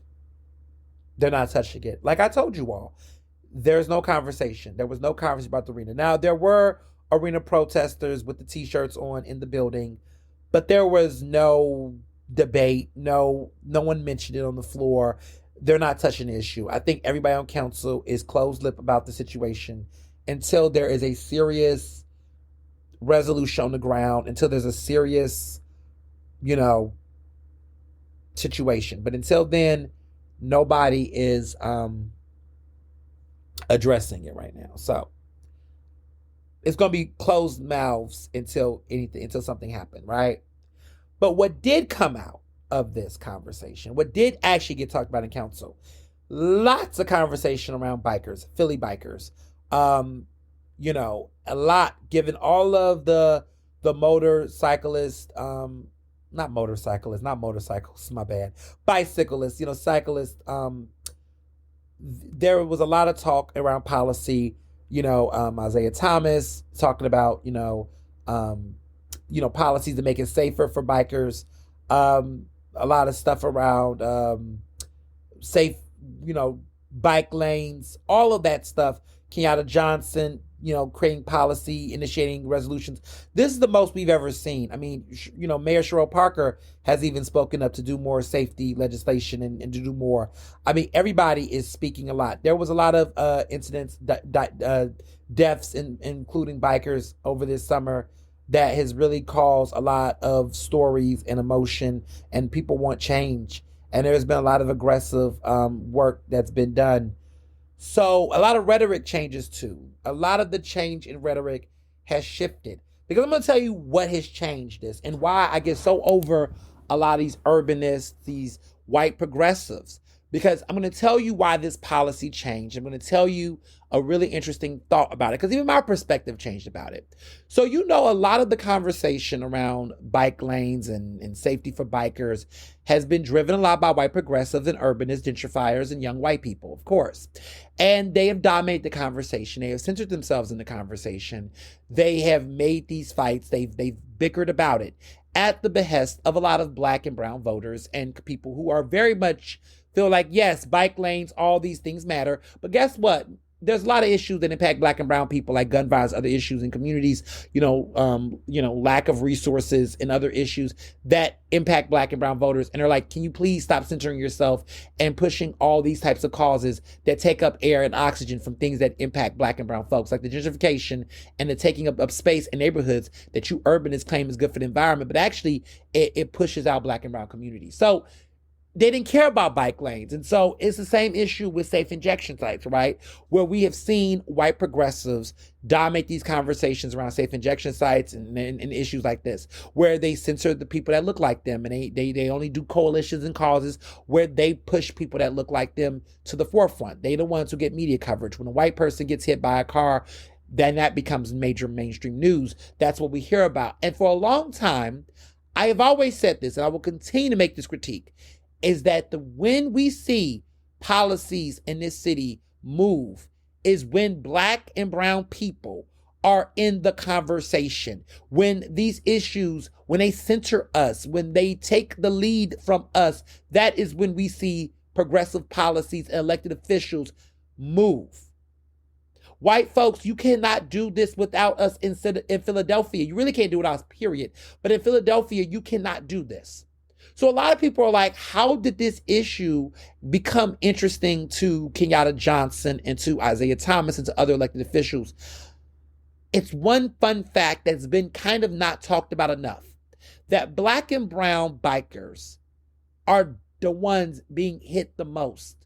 They're the ones getting their bikes stolen. They're the ones experiencing criminal violence, getting hit, getting damages, and experiencing it. They're the ones that are traveling by bike to work and for labor, not just for cars, right? So while we hear about these bike lane people who are very much cyclists, a lot of them that talk about biking is because they just want nice parks in their neighborhood. They're gentrified neighborhoods so they can ride their bikes around town and be eco-friendly. That's cute. But there's a whole nother industry, right? And another side to biking that does not get talked about, that there's a lot of people who are like Uber Eats drivers and DoorDash drivers that are Black and brown and Black communities that are biking around, that is trying to, serve people and do work and do labor that kind of way. And those people are experiencing bad problems because in Black and brown communities and neighborhoods, there's not safe biking lanes. There's not enough, bumps in the road to protect them. There's a lot of things like that that's not happening. And so they are the ones experiencing a lot of this. You don't know this because a lot of the media coverage, a lot of the conversation has centered around white gentrified neighborhoods and white progressives and their whining. Well, because of research, because of coalition changes and dialogue changes, we have seen a shift in the conversation around bike safety because of the diversity of the coalition. And I think that is what needs to happen for a very long time. And that is why we're seeing these issues progress more in city council. So For those people that might have tried to figure out, why are we talking about bikers more? Why is this issue escalating? Because now people are realizing the nuances and the diversity of it. And maybe we saw more stories, we saw more faces, we heard more about it. And it wasn't just centering white people's issues and their concerns in gentrified neighborhoods, that perhaps that is what it took to move the needle. And so this is a lesson, once again, to white progressives, that if you actually want to see these types of policy changes, really lean into Black and brown people that are in these coalitions. Stop taking over the mic. Stop censoring yourself. Give them leadership. Give them the opportunity to carry these messages, because it does impact their communities more than you. Yes, you have the money. Yes, you have the resources that you somewhat exploit from people. You have that, right? But just because you have the money and power doesn't mean that you have to dictate and dominate everything for the cause. Because if it's about getting justice and it's about actually changing policy, then put your ego aside. Keep your money to help, but keep your ego aside and stop censoring yourself, because you might be the reason why there might be a communications messaging issue. Like, we always talk about optics. We always talk about optics and strategy, but we never talk about optics and strategy when it comes to white people in these conversations, right? We always tell Black people, well, the optics of, this, that, and the third. Black people are always told about the optics, right? But white people seem never to be told the optics of their presence in situations, that maybe you really shouldn't be the one to go out in that neighborhood and do that. Maybe you are not the best person to communicate to this demographic, right? It's so easy to tell Black and brown people that. It's easy to tell queer people that. Right? It's easy to tell women that sometimes. And to be very clear, white women, sometimes you're not the minority in that situation. Sometimes white women are not necessarily the minority in that case. Sometimes you guys are taking space, respectfully, right? You are all taking space in conversations that may not need your input to be centered in situations that maybe a Black woman should be talking about it, right? We see this often with the Democratic Party, for an example. And even situations around pregnancy and mortality rates. Like, I feel like we don't hear enough conversations about Black women and mortality and infertility around childbirth issues, because white women are often centered in conversations around reproductive rights. And not to say that white women don't have those issues, it's just that we know what happens to Black women in those doctor rooms. We know what happens to Black women when they're in the operation room. Like, why are they not given the same space to share their stories enough? And I thought that was why the DNC was powerful, was because when they had those conversations around reproductive rights, there was a nice, healthy presence of Black women sharing those stories along with white women. And I think optics wise, we need to see more of that, especially as we hear of these horrible stories of what happens to Black women when it comes to reproductive rights. So again, just look at the optics sometimes if you want to push something through. And so for people who are trying to figure out, like, why did biker stuff speed up? It was because if you heard Council President Kenyatta Johnson speak about it, he mentioned that this was an issue that exponentially impacts Black and brown folks in the biking spaces and communities. And a lot of people did not know that. And there's a reason why. Because the people that was leading the charge in the conversations on Twitter and beyond did not talk about Black and brown bikers and cyclists. But when Sherelle Parker, the mayor, got on a bike with her constituents and rode out there and got on a bicycle, I said, see, this is what I say. I'm not saying they owe her an apology, but I want people to give Mayor Sherelle Parker a little bit more grace, because they just jump on her so much. And she's not perfect. By any means, she's not perfect. But it's just very interesting how a lot of people just are so quick to really write her off, to predict the worst out of her, to talk down on her. And the racial undertones, the misogynoir undertones of it that I see from certain people is disgusting. And when I saw her get on that bike, I was like, she's hearing you all. See, don't underestimate Black women in politics, right? We see this happen, right? I remember there was some of them, predominantly white, came up to give a petition to the mayor about the bike issue. Her people were not there. Her staff was there, but she wasn't. And it was this picture of how confrontational, mean they were, or whatever. Right after that, she's out there on a bicycle, driving around Center City, riding around Center City, and she's with other people. And I remember there was a lot of people, and they thought it was a photo op. I said, she's coming. Are y'all stupid? Y'all think she just gonna ride a bike? I knew Mayor Parker was on it, okay? I was like, oh, she's coming. She's coming. Because she's been in politics for a very long time. She's very strategic. She knows what she's doing. Why do y'all play with her like this? She's been in Harrisburg and City Council for years. Why do y'all act like she's a rookie to this? Why do y'all play with her? When I saw her on that bike, I said, oh, she's coming. And the day that City Council came back in session, here comes legislation. Stop playing with her, y'all. Stop telling her what she's not going to do. Tell her what you want her to do, but don't tell her what she's not going to do. Because she said it very much. She says that she quotes Baldwin all the time. And she says, I can't believe what you say because I see what you do. And she has reversed it to say, don't judge me by what I say, but what I do. She's doing something more forward moving on this issue than her predecessors have. You're welcome. A Black woman did it. Thank her. And in reality, of course, more can be done. But you know what? She's listening. And she's doing it, and I tell people, like the way in which D.L. Hughley had to give Kamala props, if you're going to be loud to lie and to speak ill on her and what she do, you better be loud enough to apologize and give praise. And they have been doing it. I've noticed some of them people from Fifth Square in them little areas, them little gentrified clubs, they've been giving her props. But you know what? You wouldn't have to do all of that if you would just sometimes just shut up and stop being impulsive. See, that's one of the things I do. I don't get, with people that I'm okay with, I don't be so quick unless they're racist or white supremacists. Okay, let's be clear about that. But I'm never so quick to just be out here just loud, expecting the absolute worst out of people that are not white supremacists and racists. That I'm never so quick to just go out and just be out here just speaking on what people not gonna do, because that happens to me a lot, right? So I never be so quick to do the most on certain folks, because you don't know, right? You gotta study it, right? You might say I'm a little uncertain, I'm a little skeptical, but I'm never just so gun ho about certain folks, because when they prove you wrong, you look stupid. So you just gotta play it by ear with some stuff. And I just really hate how a lot of people, especially progressives, are just so ready. Because they like talking about, he was comparing to Eric Adams. They like to call her the female Eric Adams. Y'all gotta stop calling her that at this point. Because I don't see her administration getting raided. Y'all been hearing the news? New York Mayor Eric Adams, he ain't on the news as much for the right reasons. A lot of his people getting raided. The feds come marching in. I don't know. It just seems like a Black mayor in New York can never get a break.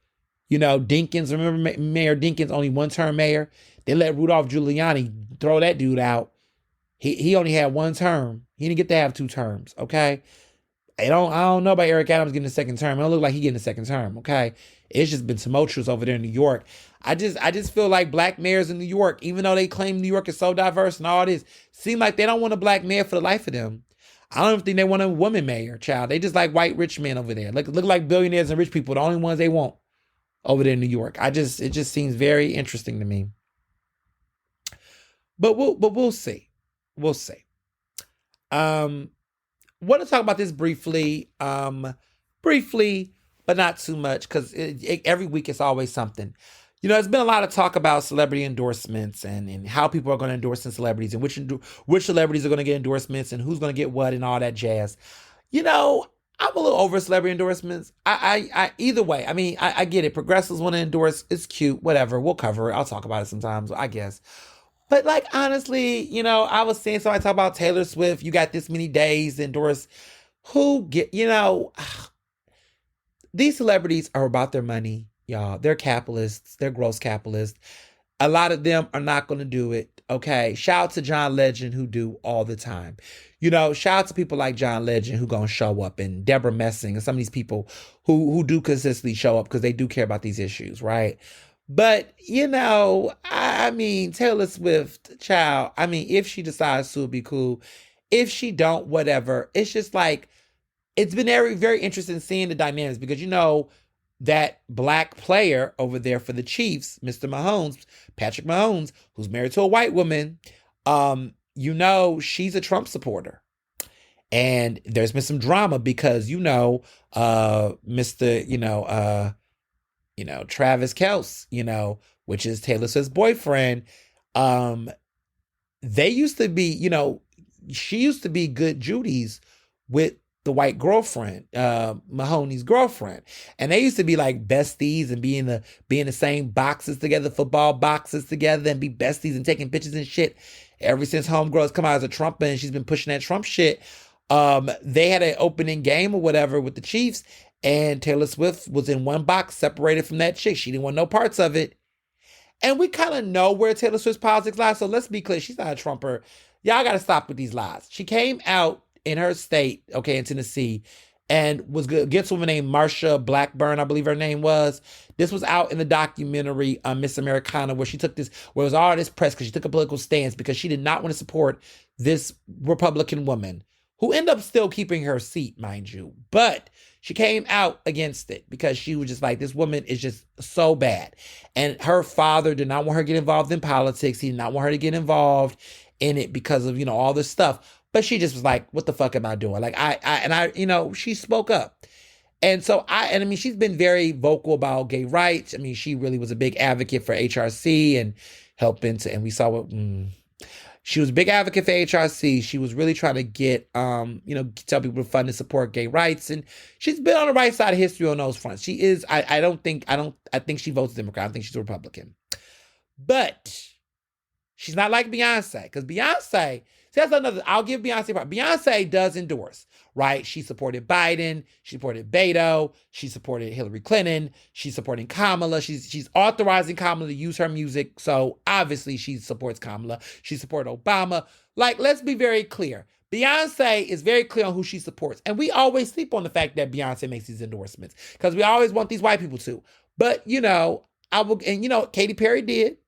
She supported Hillary Clinton. So I will give props to those pop stars that do it, right? Taylor Swift, there's been speculation that she's not going to do it because, after that whole terrorist situation that involved her overseas tours, her parents might be worried about death threats and all this other stuff. White women will always, whatever. Because my whole thing is Black women like Beyonce and others that go out here and make these stances, they also endure a lot of hate and threats and things as well. White women will always, in many cases, preserve their own selves over greater causes or even argue about those things, make some excuse to justify. You are a billionaire.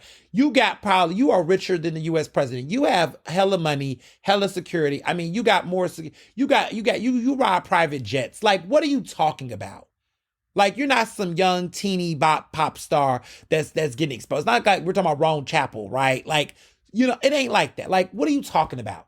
You already get threats. You already get held just for being who you are. Like, I think that's a bullshit excuse. All due respect, I think that's a bullshit excuse. I think that at the end of the day, she just knows that her fan base is Trumpers and Democrats. And she doesn't want to alienate either her support base because she's one of the few artists on the planet that gets money from everybody. Trumpers, their daughters love her. Democrats love her. She's not a Democratic leaning art. I mean, her politics are Democratic leaning. But when you look at them tours and the white girls, they daddies and parents. Like, nobody is stopping, Swifties. Swifties are everybody, child. So she doesn't want to shake up those bags. She doesn't want to shake up that. And I think that's part of the reason why she's not doing it. It's a money decision. Let's be very clear. It's a money decision. So I want to just put that out there because I know people had different suspicions and things, but I want to make sure I put that out there for sure. So moving along, this week's Ask Ernest, you all saw that there was a scandal. I'm not going to talk so much about the scandal because, that ain't my situation. But I will briefly touch on it. You all probably heard in the news that there was a political consultant. This is local in Philadelphia. A political consultant that has been cut off from the Park administration due to allegations and some real police reports and some speculation and some strong allegations of domestic violence. There has been police called. There has been people sharing their stories. There is a real case. You can read the whole article in the Philadelphia Inquirer. I'm not going to name his name. I'm not doing all that because he doesn't deserve me to name his name. What I will say is that, I just simply said on my time, I said the trash will always take itself out. People wanted to know if I was referring to him because of the timeliness of which the story came out, the day it came out. I'm going to be very clear. I wasn't just speaking about him. I was speaking about a lot of people. And I've been saying this term, the trash take itself out, because, iconically, Taylor Swift had made that reference in an interview that she did with Time Magazine. She was not the first to say this. My grandmother used to always say this when I was younger. And what this means, to be very clear, and this is something I have learned in recent years, I was never always on this same trajectory, the same way that Taylor Swift was not. A lot of time, this is what I want to be, and I want to say this because I hear sometimes you all get in my DMs and you all message me about certain stuff, and I want to say this with all the considerations and positive affirmations. My success, my blessings, the work that I do, that I work hard and strive to do, right, is not a vengeance or revenge on other people. It is an affirmation and a testament that is in spite of, but because of others who have done for me. So when I look at my success, I look at my victories, I look at all the great things I've had in my life, I'm not obsessed about what my haters think or trying to make them mad. I'm not. That's not how I get my kicks and giggles, right? Shit be happening to people and, oh well, okay, shit. But that's not my drive. That's not my drive. My drive is not in the misfortune of people who have fucked me over. And I want to be very clear what I mean by this, because a lot of times I'll get something and people send me, oh, I know the haters are mad. I don't care. I don't care what the haters think. I've spent so much of my early career dealing with haters, dealing with negative people, bad people, and always dealing with, vultures and shit. But I'll be damned if in the moment of my celebration, in my glorious moments, that I have to consider them or think of them or one up them and prove something. I'm not in that space anymore. I'm not in a space. And I mean, it took some time because, you go through all these different experiences and people in your ear and things. But I'm just not in the space of giving a fuck about what they're doing. And it really takes time to get there. But you get annoyed. I get annoyed when I get people that's like, oh, this person said, I don't care what they think. I don't. I'm in a space where I'm focused more on my own self-betterment, my self-growth, my improvement. Whatever is going on with that person, whatever they think or don't think, whatever they're doing, I don't see them. What's so beautiful about the journeys I've been in my life in recent years is that the more that I've elevated my life, a lot of these people evaporate. They're not in the same rooms that I'm at. They're not in the same conversations I'm at. They're not sitting in the same panels. They're not in the same discussions. They're not in consideration at all in where I'm at in my life. And it's kind of what I've always dreamed of, is when I've moved on past a person or a group or a situation, my biggest dream has always been not only do I not have to fuck with them, but they're not actually in my orbit where I have to engage with them. And that's just a very beautiful thing, where you could go so far that they're so behind you that they're not even a fucking factor. And that is what I've always wanted, was to not even have to.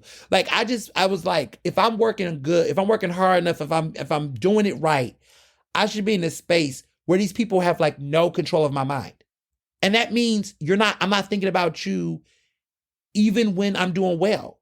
Because to give you that much rent in that space in my mind, to occupy that space in my head, is still giving you some level of power and relevance and importance that doesn't speak to where I'm at today. Now, let me be very clear, especially when it doesn't pay, right?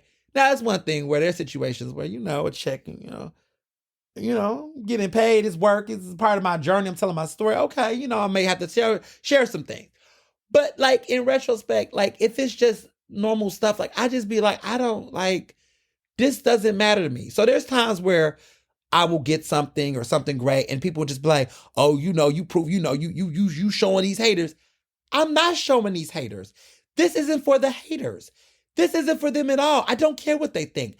I'm more so trying to make my family proud. I'm trying to be an inspiration to my brothers. I'm just trying to just have great memories of my friends. Like, I'm not really thinking about them anymore. That part. Now, there was a time in my life where that's what drove a lot of it. But I think about, like, Taylor Swift, when that interview is, and this comes back to the trash will take itself out, is that I think she's in a space now where part of her career, she went through some hurt. She got backstabbed by a lot of people and she wanted revenge. And you go through that phase at a certain point in your life, right? Because you're young. But when you get to a certain age, like the age I'm at, I'm just not trying to fixate on what other people think and who's not in the room and who's not with me. I just don't be caring. Like, now I will respond sometimes when people throw shots if they want to say them publicly. But even now, I don't even respond as much, y'all. Like, there'll be people that say little things. I just be like, okay, girl, all right, well, whatever. Well, where are you at? Good luck booking that stage you speak on, as Rihanna once famously said about a certain artist named Sierra at the time. Like, that's where I be. I'm like, good luck booking that stage you speak on, sis. Like, okay, well, and people love to come and tell me what people say. And I'm just like, okay, who, what? Okay, they don't like it. Okay. Oh, they don't think I should be having that experience. Well, have they ever had the experience? I guess they have not. Well, who are they in this conversation? That's how Beyonce be feeling. I get it now. I get it. But you really have to be at a certain point in your life where you've gone through so many things where you just really don't give a fuck. I really don't be giving a fuck about some of this shit. Like, honestly, for me, the only things that will piss me off in my experiences is if I'm betrayed. Like, if there's a person I work with or I'm cool with or whatever that I thought highly of and they did something that's fucked up. Yeah, that's a natural human reaction. Betrayal, backstabbing, yeah, that will get me talking. But again, I don't get that as much. I mean, last year was a very pivotal year in my life. I've been really smart with safeguarding, like, who I bring into my mix, in my circle. I'm not, I'm very smart about, a lot of people want to be in my space. And I'm very, like, I put distance, and people will be like, you seem to be distant and set boundaries. Yes, absolutely. No, I'm not letting everybody, yeah, you can like me, but then tomorrow you might not. And I don't care, but I'm not letting, like, I'm very mindful about vetting people in my spaces. I'm just not an open door, letting anybody in, letting everybody come in the mix. I'm friendly, but I'm not stupid. And I think that a lot of times people will try to guilt trip you that if you have boundaries or you're so distant that that's a bad thing. No, it's just because you got to understand, I was somebody that once upon a time wanted everybody to be my friend, really much cared what a lot of people thought, and really wanted to just be like happy-go-lucky, let everybody, but people fucked me over. And to preserve my happiness and the joy I have for the people that really mean well for me, I've realized that I cannot be so trusting easily. And that doesn't speak to bitterness, that doesn't speak to resentment. It's just that I'm not saying it's a never, it's a no right now, but it's not a never forever. It's just more like, let me be more mindful and space things out. I'm not impulsive. I'm not going to make snap judgments. I'm not going to rush because I've afforded myself the luxury to be able to have healthy boundaries and distances. And I think we need to see more people do that. You don't got to be, quote unquote, a public figure or famous to do that.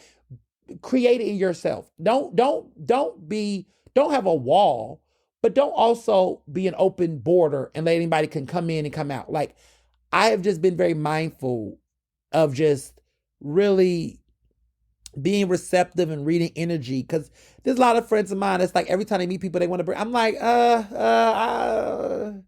don't debut your new girlfriend or boyfriend at my party.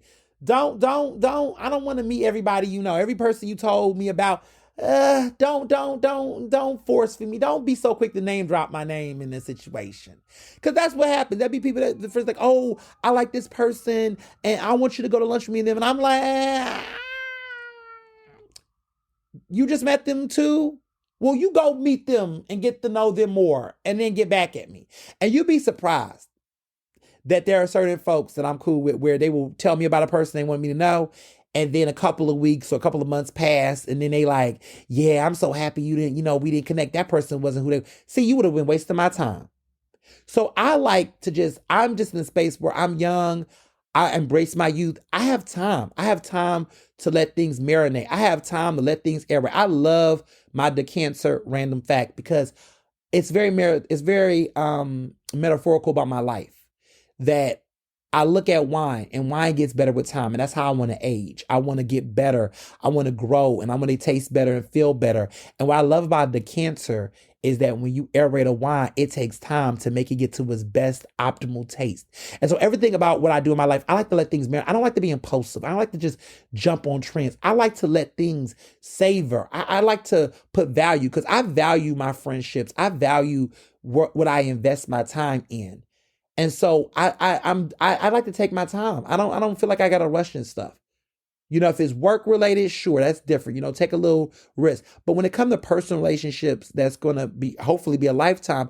I don't want to rush into those things. I like to savor them because you know what it also do? It allows me to be a better friend and give certain friends grace. It allows me to look at things more holistically. Because when you've had history with people, you're not quick to cut them off. You're not quick to throw them away because you also can see them wholeheartedly. You also is in a position where you can have deeper conversations and meaningful relationships and really have some honesty, right?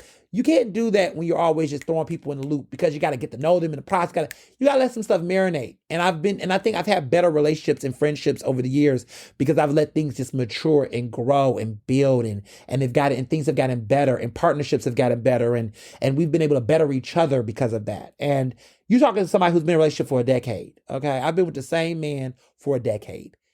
I am that person. I'm like that with myself. I'm an Android person. I've had the same type of cell phone, y'all, for like 3 years now. I don't be changing cell phones. I just like what I like, and I like to just marinate on it and grow that. And I think more people should just consider that. That's just some food for thought. So when I talk about the trash will take itself out, what I mean by that is that we oftentimes think we got to prove someone wrong and let things settle and prove this and prove that. But what I've come to realize is that if a person is as bad as I think they are, or they're really not good people, they will be their own demise. They will hang themselves. They will send themselves out. They will be the reason why they will fail. It will not because of your doing. And I've learned in life that there's been so many people who've done me wrong and have done me a certain way, and folks wanted me to do them and stop a bag and get evil and do all these things. And I've told people, no, they will be, if they are who they are, they will be who they are, and life will teach them. And I'm gonna let it go, and I'm gonna live on. I gotta move on my life. And every person, for the most part, and some of my friends can bear witness to this, where I was fucked over or done a certain way. I could tell you that whether it took 2 weeks, 2 months, 2 years, or even some case 12, I have been able to go back and look at something and say, yep, yeah, Because when you mean well, you do things right, people will always make way for you, make room for you. But when you are just a very evil, cruel, cold-hearted person and you lean, and that's how you really are, and you're not thoughtful, you're not careful, you operate from a space of enviness, a space of jealousy, a space of gatekeeping, and you're not really trying to do good by people, you're really not trying to really do the right thing in the best interest, you will reap what you sow. And I've seen certain people where you all will tell me, "Ooh, I want you to connect with this person." I say, "I'm good on that." I try not to spill tea. I try not to tell everything. I try not to name names, when it comes to certain things, right? But then folks will come back to me maybe a year from now, months from now, say, "You know what? I remember you was kind of not cool with that person. You was kind of funny with that person. I understand now." And I said, "Good." There's always a reason with me. If I'm not in a room, either I don't know the person, which I'll make it clear I don't know this person. But if I say I'm good on that, don't ask me why. Unless we besties. Now I'll tell you why we besties. But if you somebody else, I'm just like, I'm good on that. Mm-mm. A lot of y'all do it. They'll say, "Why you don't collaborate with this person? You need to meet this person." I'm like, don't ask me why. I have spared a lot of people on purpose because I don't want to be accused of being a reason for their downfall. because I don't want to be a reason why somebody's downfall. I don't want to be the scapegoat for it. I will let the trash take itself out. This summer, there was a person that was at my radio station that I'm at. I don't got to name names, but they were very mean to me. They were very mean to me. They were very, they lied on my name. They said things about me that was just not true. They tried to, even though it was not as relevant as me, but they were gatekeepy. They tried to block me out of opportunities and things. They tried. Hey, big word on tried, right? They very much so was a hater. And for reasons that I will never understand why. I don't know if it was jealousy there, paternalism, because they're much older than me. And it's always people in my own community. You know, white people be white people. Let me be clear. There be white people. But I always find myself that in the media industry, some of the people that have been really cruel to me has been other black people. And they're much older than me. It's never young black people as often. It's not barely that many of us. We typically, young black people in the media, we typically are cool. There's a couple that get on my nerves, but I've always found that older black people in the industry, for various reasons, some of them have not been as fairly godmotherish as Patty Jackson or Oprah or others, but there has, or even as kind and thoughtful and loving as Yuki Washington, right? But others like have been just nasty to me. And I never name names. One of these days, some of my folks, my close friends know some of them, but some of y'all that y'all like to listen to in the morning, some of y'all that listen to certain folks that will be like, act like they're just so wise and motherly. Some people that try to present themselves as being overly kind and thoughtful and kind and all these things, they're messy behind the scenes. They're messy. They're very mean, and petty and fake to certain people that they find themselves either intimidated by or career-wise threatened by, or just, have opinions about people they don't know. And there was a situation that involved a certain person that's no longer at the radio station I'm at. It was high profile. Don't gotta say names. I'm not gonna say names. I'm not gonna do that.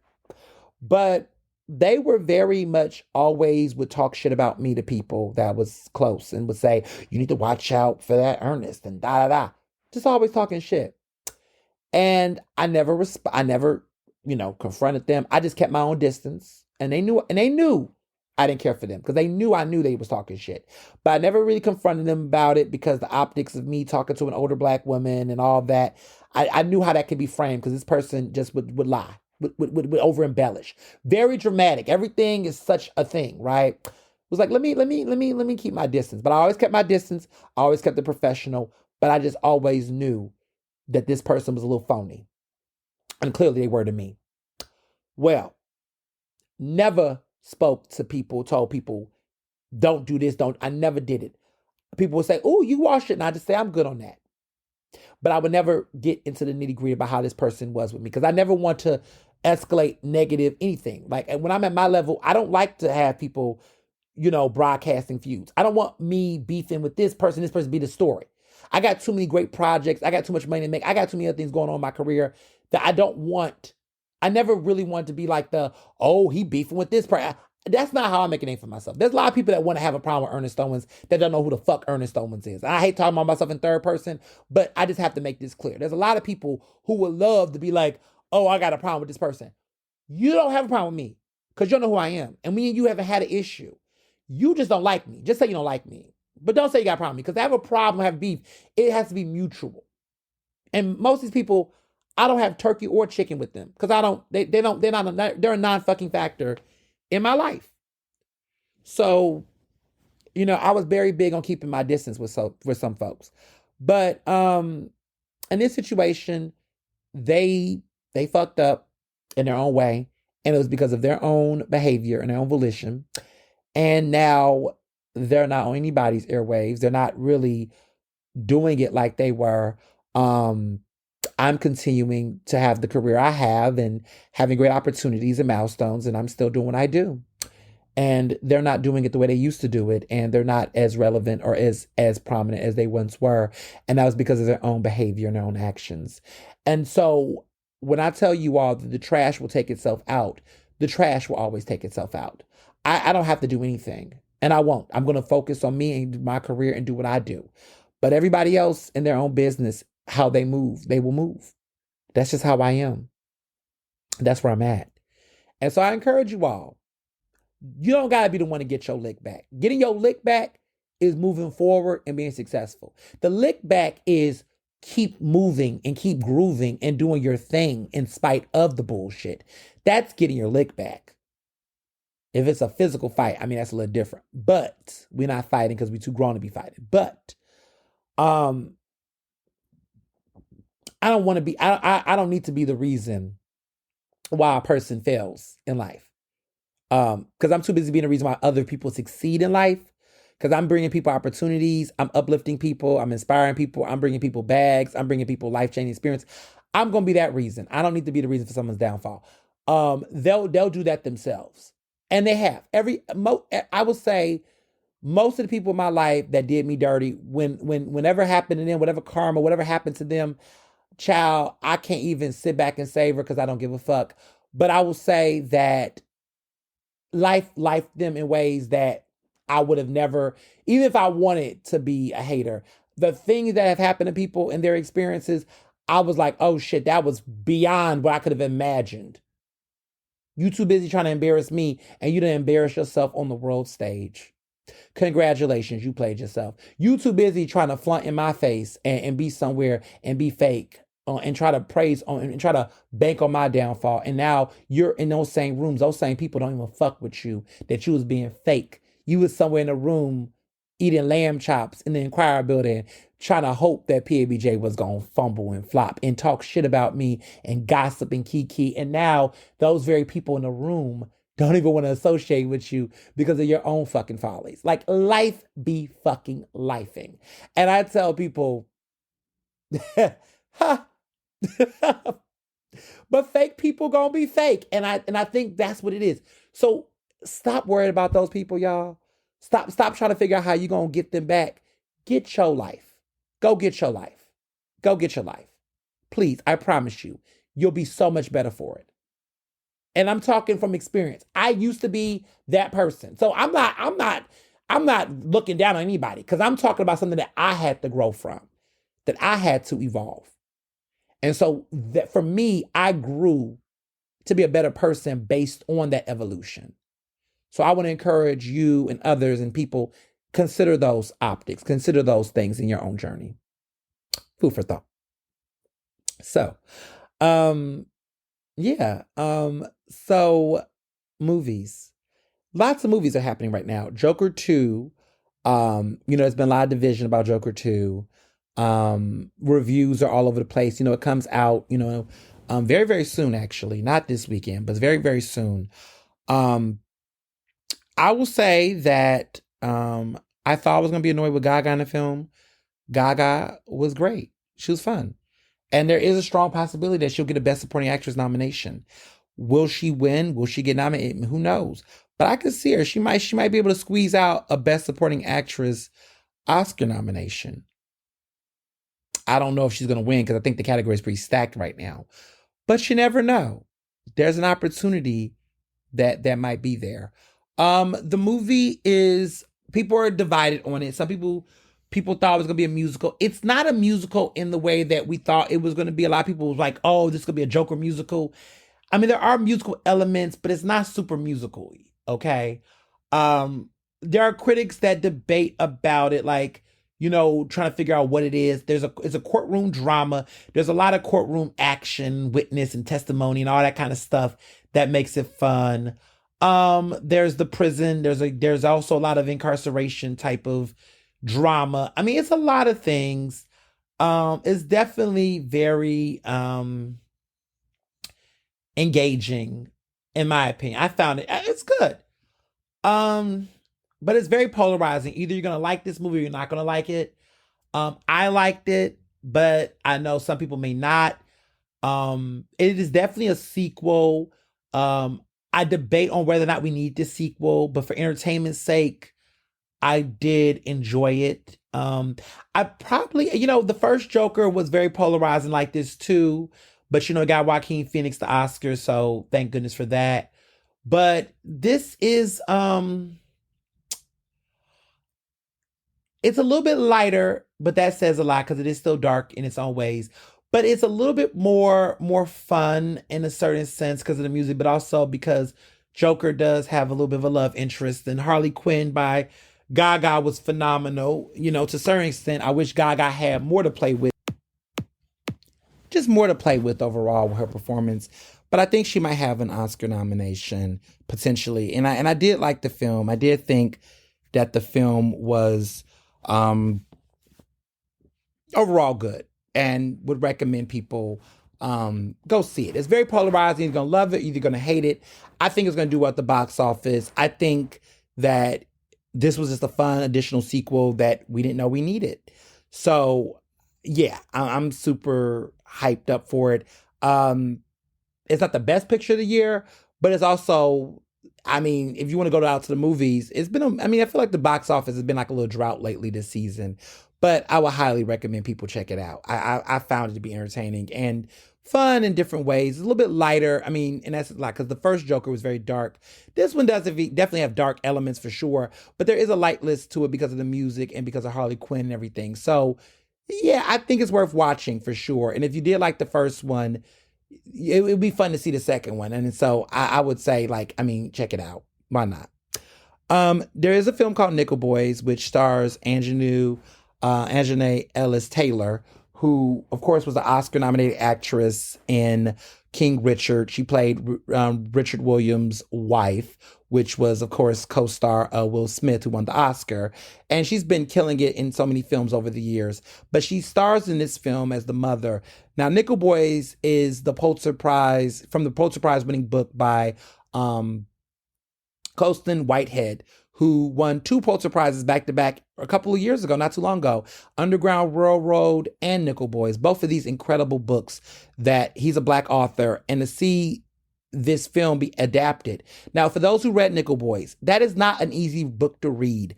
It is deep. It is dark. It is a little depressing. It is a serious read. It's powerful. It's poignant, but it's traumatic, y'all.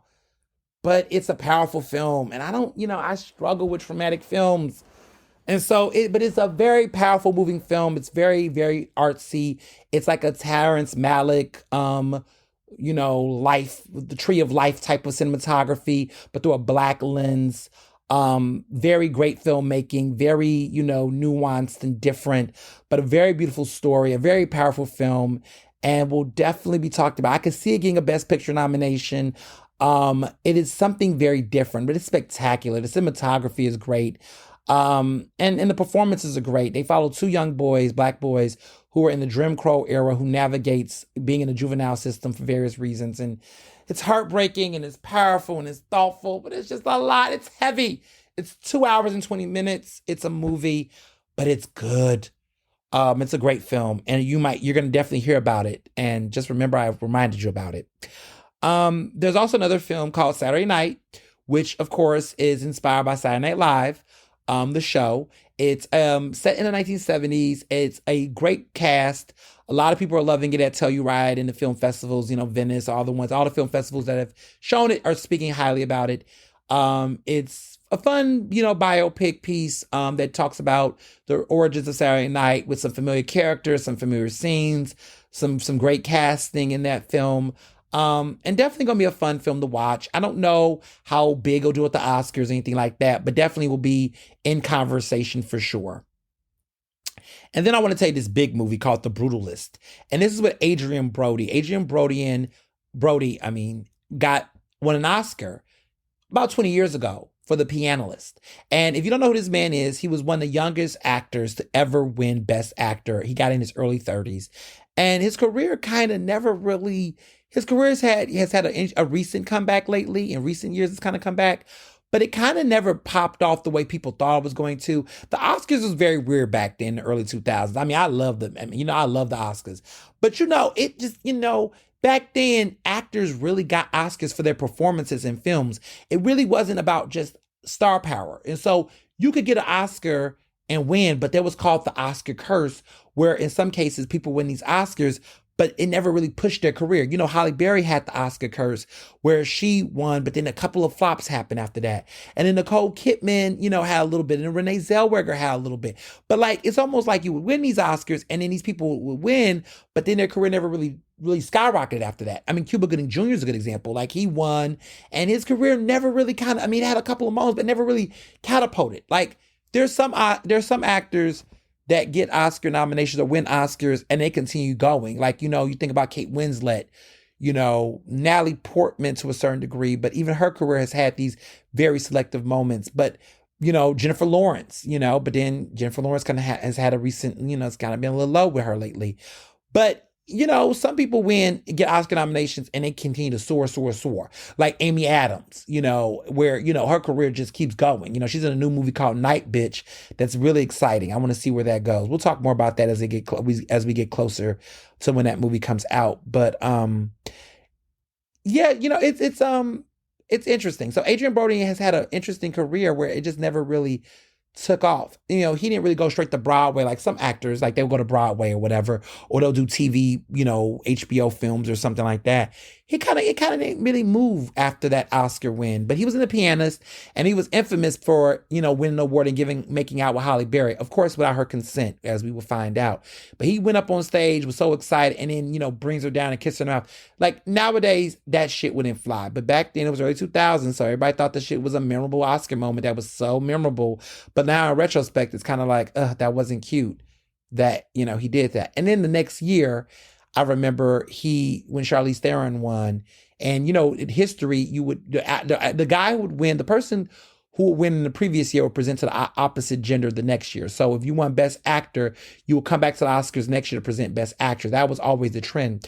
And so the next year, Adrien Brody, when he gave the Best Actress Oscar, because Halle Berry had won the year previously, remember? And he won the year Nicole Kidman won the following year. That was the year he won, because Nicole Kidman won for The Hours, which is one of my favorite movies of all time, and he won for The Pianist. Halle Berry, of course, won for Monsters Ball the previous year, so she presented the Oscar to him. And as you all know, Russell Crowe presented the Oscar to fellow Aussie, because they're Australian, Nicole Kidman. So then, you know, the next year, Nicole Kidman presented to Sean King for Mystic River, and Adrien Brody, which ironically at that scene gave it to Charlize Theron for Munster, which is one of the most incredible Best Actress win of all time. If you have not seen Munster with Christina Ricci and her, watch it. It does not look like Charlize Theron. She kills it. She plays Aileen Wuornoff, which is a serial killer who is she's breathtaking in that. She won an Oscar 20 years ago, and to this day, I'm still thinking about that performance. I still will, every so often, I think once a year, watch Munster just to see that performance. I watch The Hours once a year because it's just iconic. The early 2000s is one of my favorite golden eras in cinema. Like, no one is shitting. No one can touch the early 2000s Oscar season. Chicago, Aaron Brockovich, Gladiator, A Beautiful Mind, The Piano, the Mystic River, like the Cold Mountain. Renee Zellweger. Oh my God. Like, that was the era. Okay. That's one of my favorite eras. Like, that was the Oscars. That was Hollywood to me. Like, that was performances. Like, you had Ray and, Forrest Whitaker, and just, that was a great era.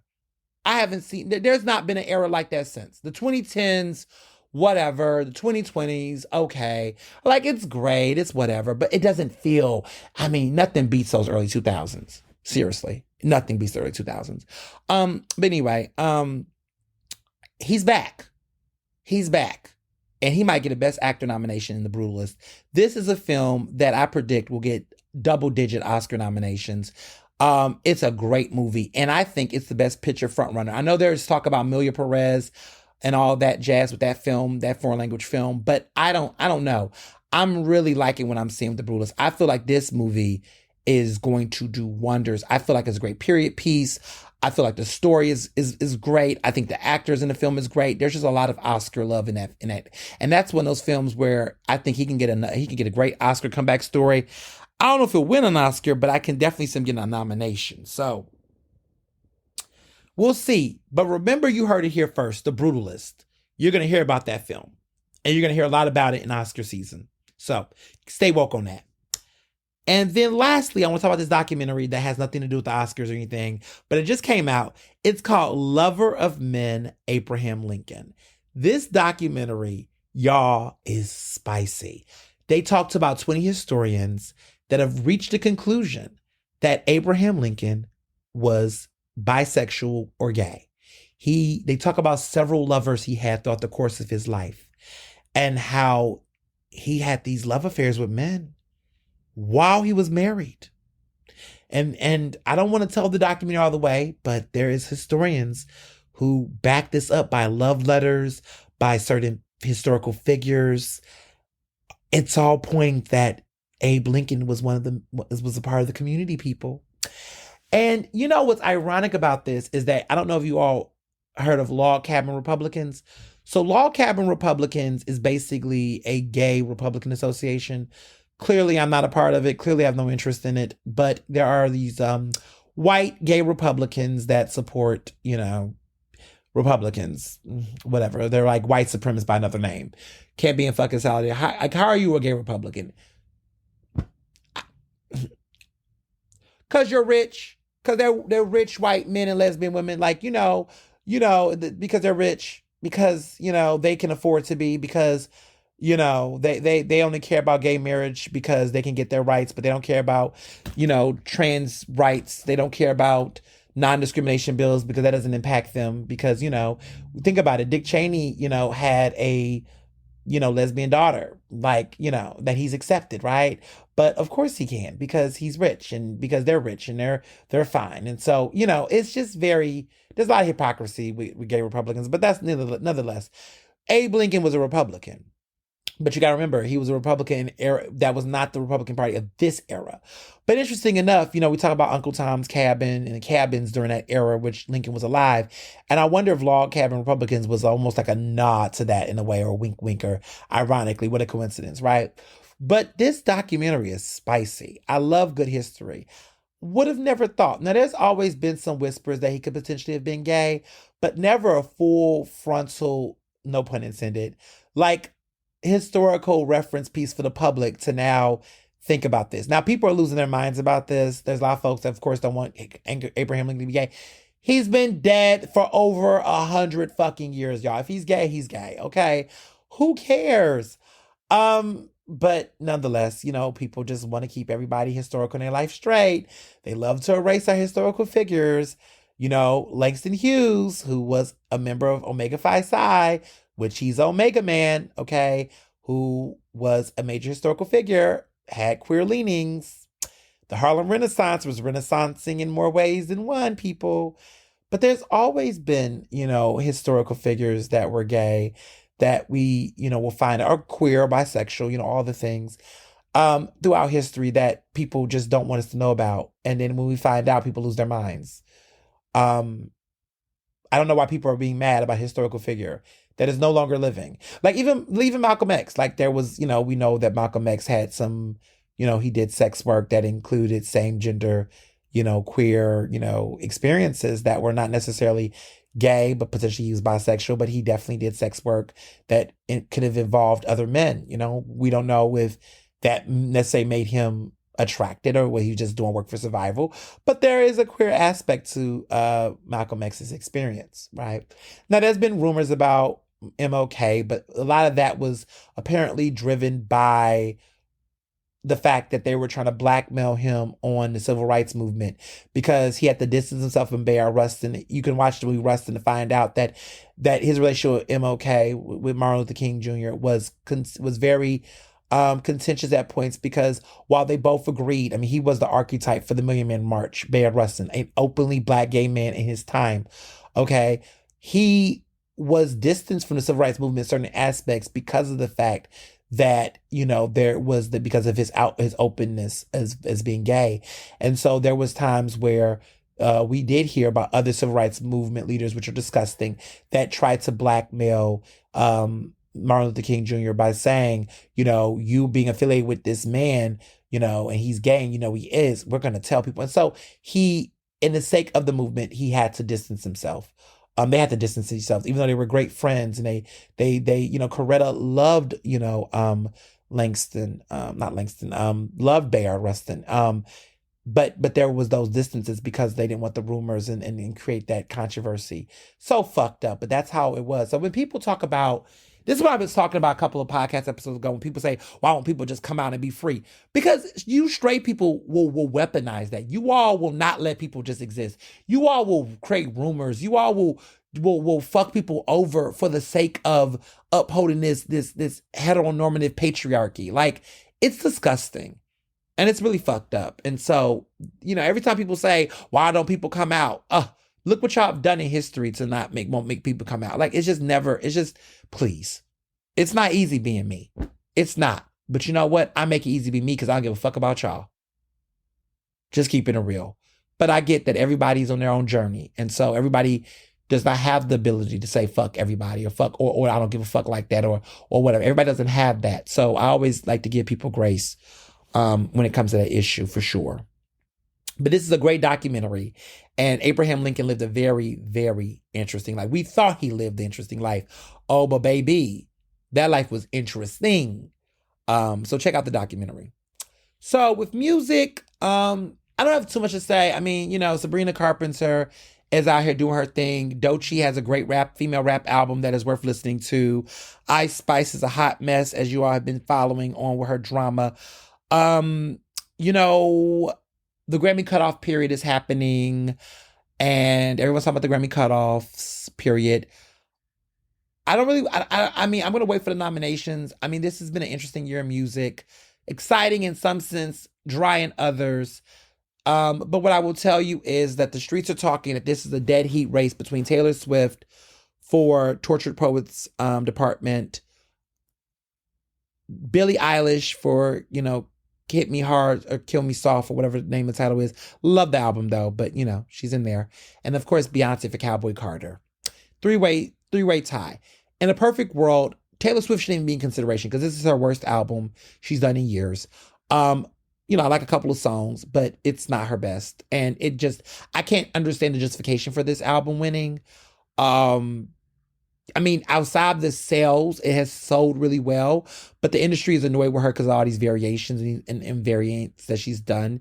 So I don't necessarily know if the Academy is going to be quick to really award her. So I really don't think she has a chance, but you can never sleep on that.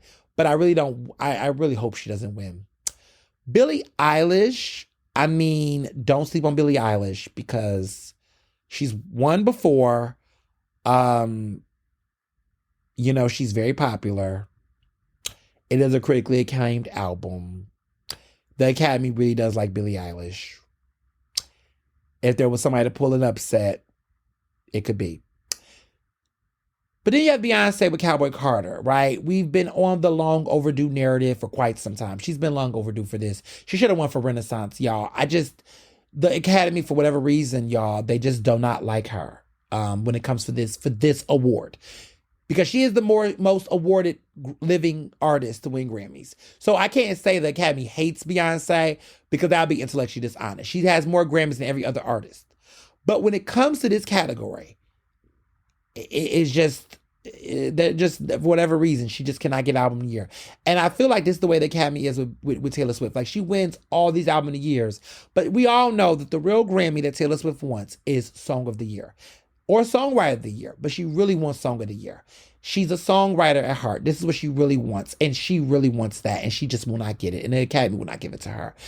It's obvious that Beyonce wants Album of the Year. That is the category that Beyonce wants. That is what she craves for. She's won Song of the Year, which is ironic for single ladies, and Taylor Swift does not have that Grammy, and Taylor Swift wants that. It's so funny. They both want what the other one has, right? Taylor Swift has 4 Album of the Year Grammys. She has one for Fearless, she has one for 1989, she has one for Folklore, and she has one for Midnights. She has 4 Album of the Year Grammys. But for all the hits she has made in her career, she's never won Song of the Year. Beyonce, on the other hand, has won Song of the Year for Single Ladies, which is well-deserved, right? But Beyonce has never won Album of the Year, even though she's been nominated already, I believe, 4 times. I Am Sasha Fierce, Self-Titled, Lemonade, and Renaissance. This will be her 5th nomination, okay? For Album of the Year, which is ridiculous. And potentially, y'all, could be her fourth consecutive time. Because between I Am and Self-Titled, there was a gap. 4 didn't get nominated for Album of the Year. But after that, every album Beyonce has dropped, Self-Titled, Lemonade, Renaissance, Cowboy Carter, like this would be her fourth consecutive solo studio album she's dropped. And each album she's dropped has been nominated for Album of the Year. Each one, no skips. Only person doing that at this point in the game is Taylor Swift. It's like every album Taylor Swift drops is getting nominated for Album of the Year at this point. That's been the case for her for many years. I think she's got the most Album of the Year nominations out beyond Beyonce. But she's won 4 out of her goddamn categories. I mean, her win or loss is crazy. She was nominated for Evermore. She was nominated for Red. And she lost for those categories. So she's won 4 out of 6 nominations. You know, I know a bet Album of the Year category. Hate to see her coming.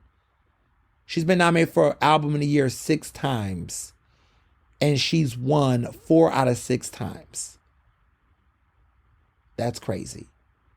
So, you know, at this point, they might tell her she got too many, like, enough.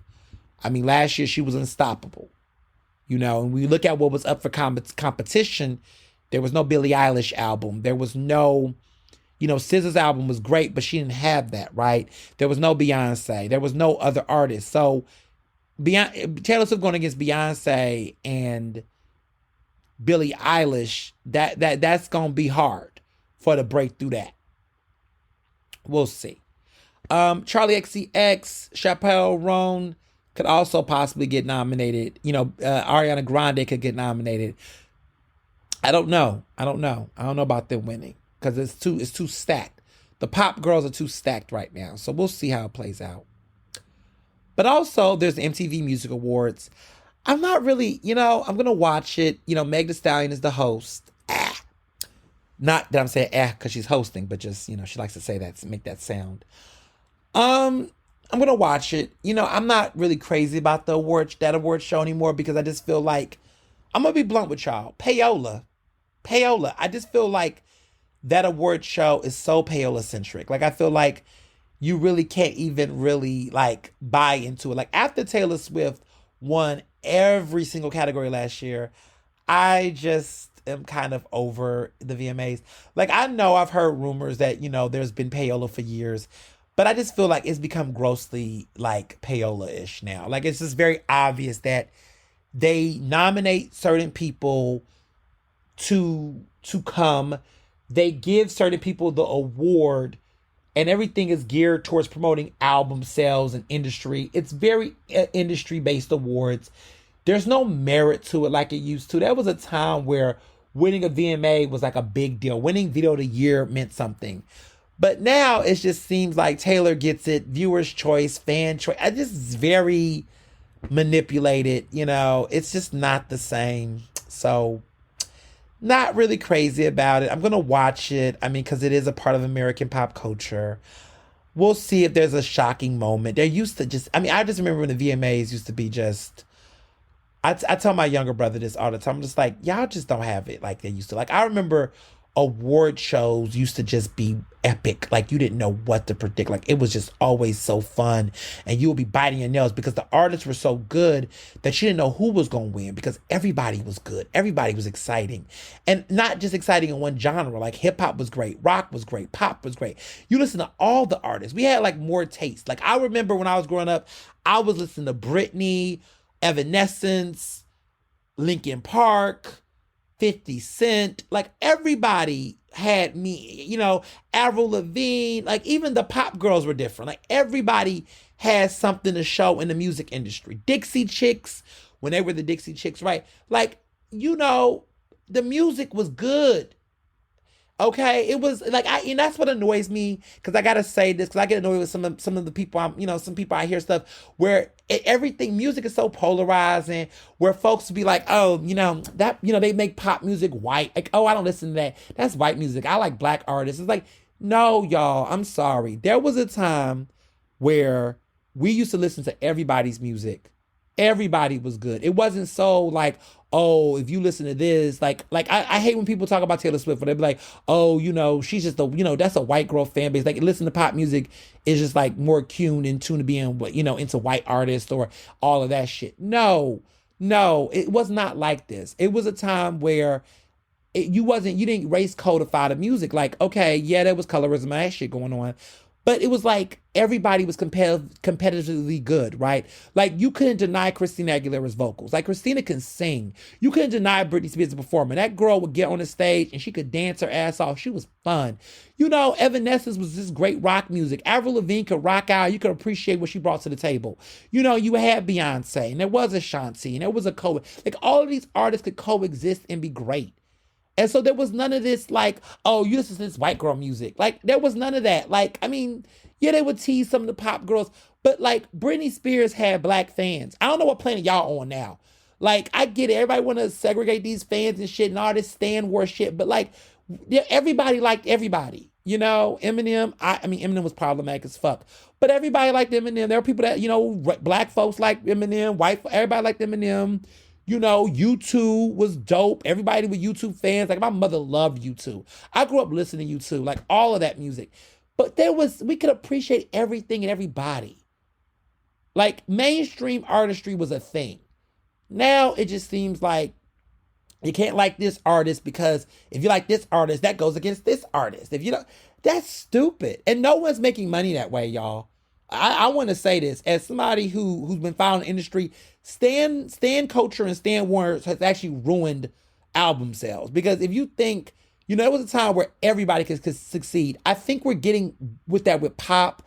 I'm happy to see people unifying in pop where it's not like if I like Taylor Swift, I can't like this artist. No, like everybody, right?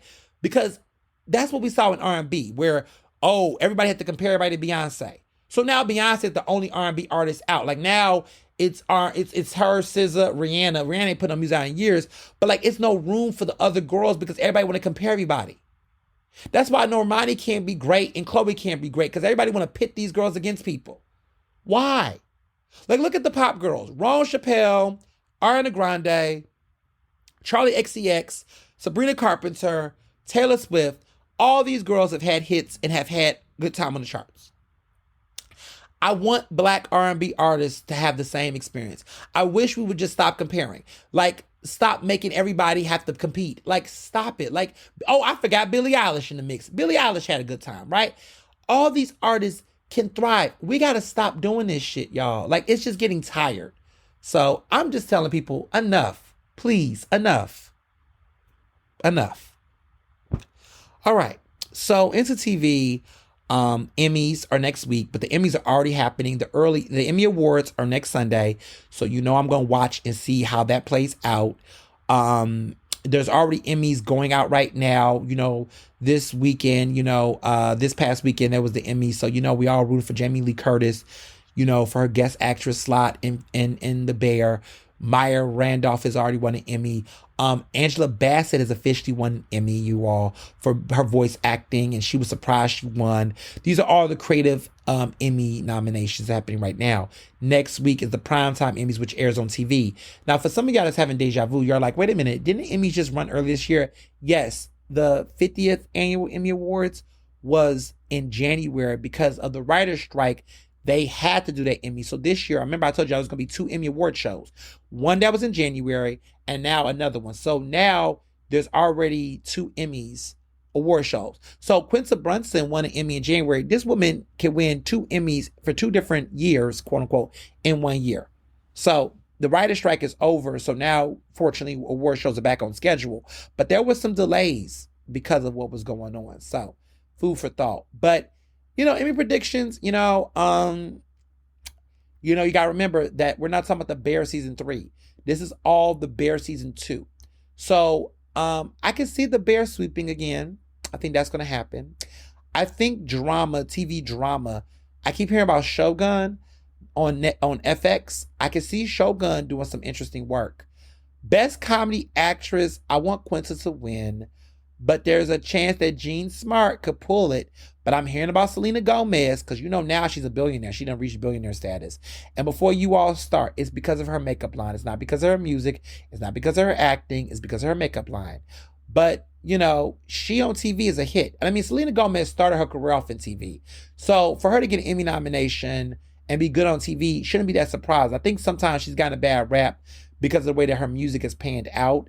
But we forget that she's a good actress. And there's some Oscar buzz for her and Amelia Perez that's coming out that she might get a supporting actress nomination. But Selena Gomez has been on an interesting comeback and her career is going in a way glamorous, you know, direction. So it'll be interesting to see how she pans out compared to her other Disney star colleagues. I mean, the only one that's been able to do it as well has been Zendaya. Like Zendaya has won 2 Emmys in elite actress drama category. So Zendaya is the Disney character, the Disney actress that has had probably one of the most successful pivots out since Miley Cyrus. I mean, Miley Cyrus has done well. Of course, we're not going to sleep on Raven Simone. Those are the goddesses of, you know, Disney Channel stardom. Like Zendaya and, you know, Selena Gomez represents the latter end, following the big, huge Hannah Montana, That's So Raven, Hilary Duff, Liz McGuire era. But that was an era for sure. But yeah, I mean, the Emmys are going to be interesting. I would love to see Abbott Elementary win Best Comedy. I mean, it'd be so well deserved, but The Bear looks like it's going to eat it.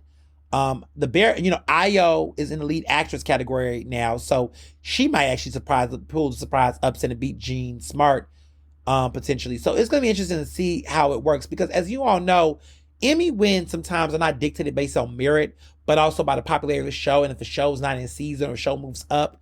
So we'll see how that plays out. But keep your eyes open. I'm excited to see how the Emmys play out. Bel-Air. Okay.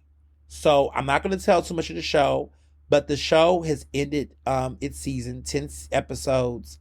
Not the series. The series is not ended, but the season has finally wrapped up.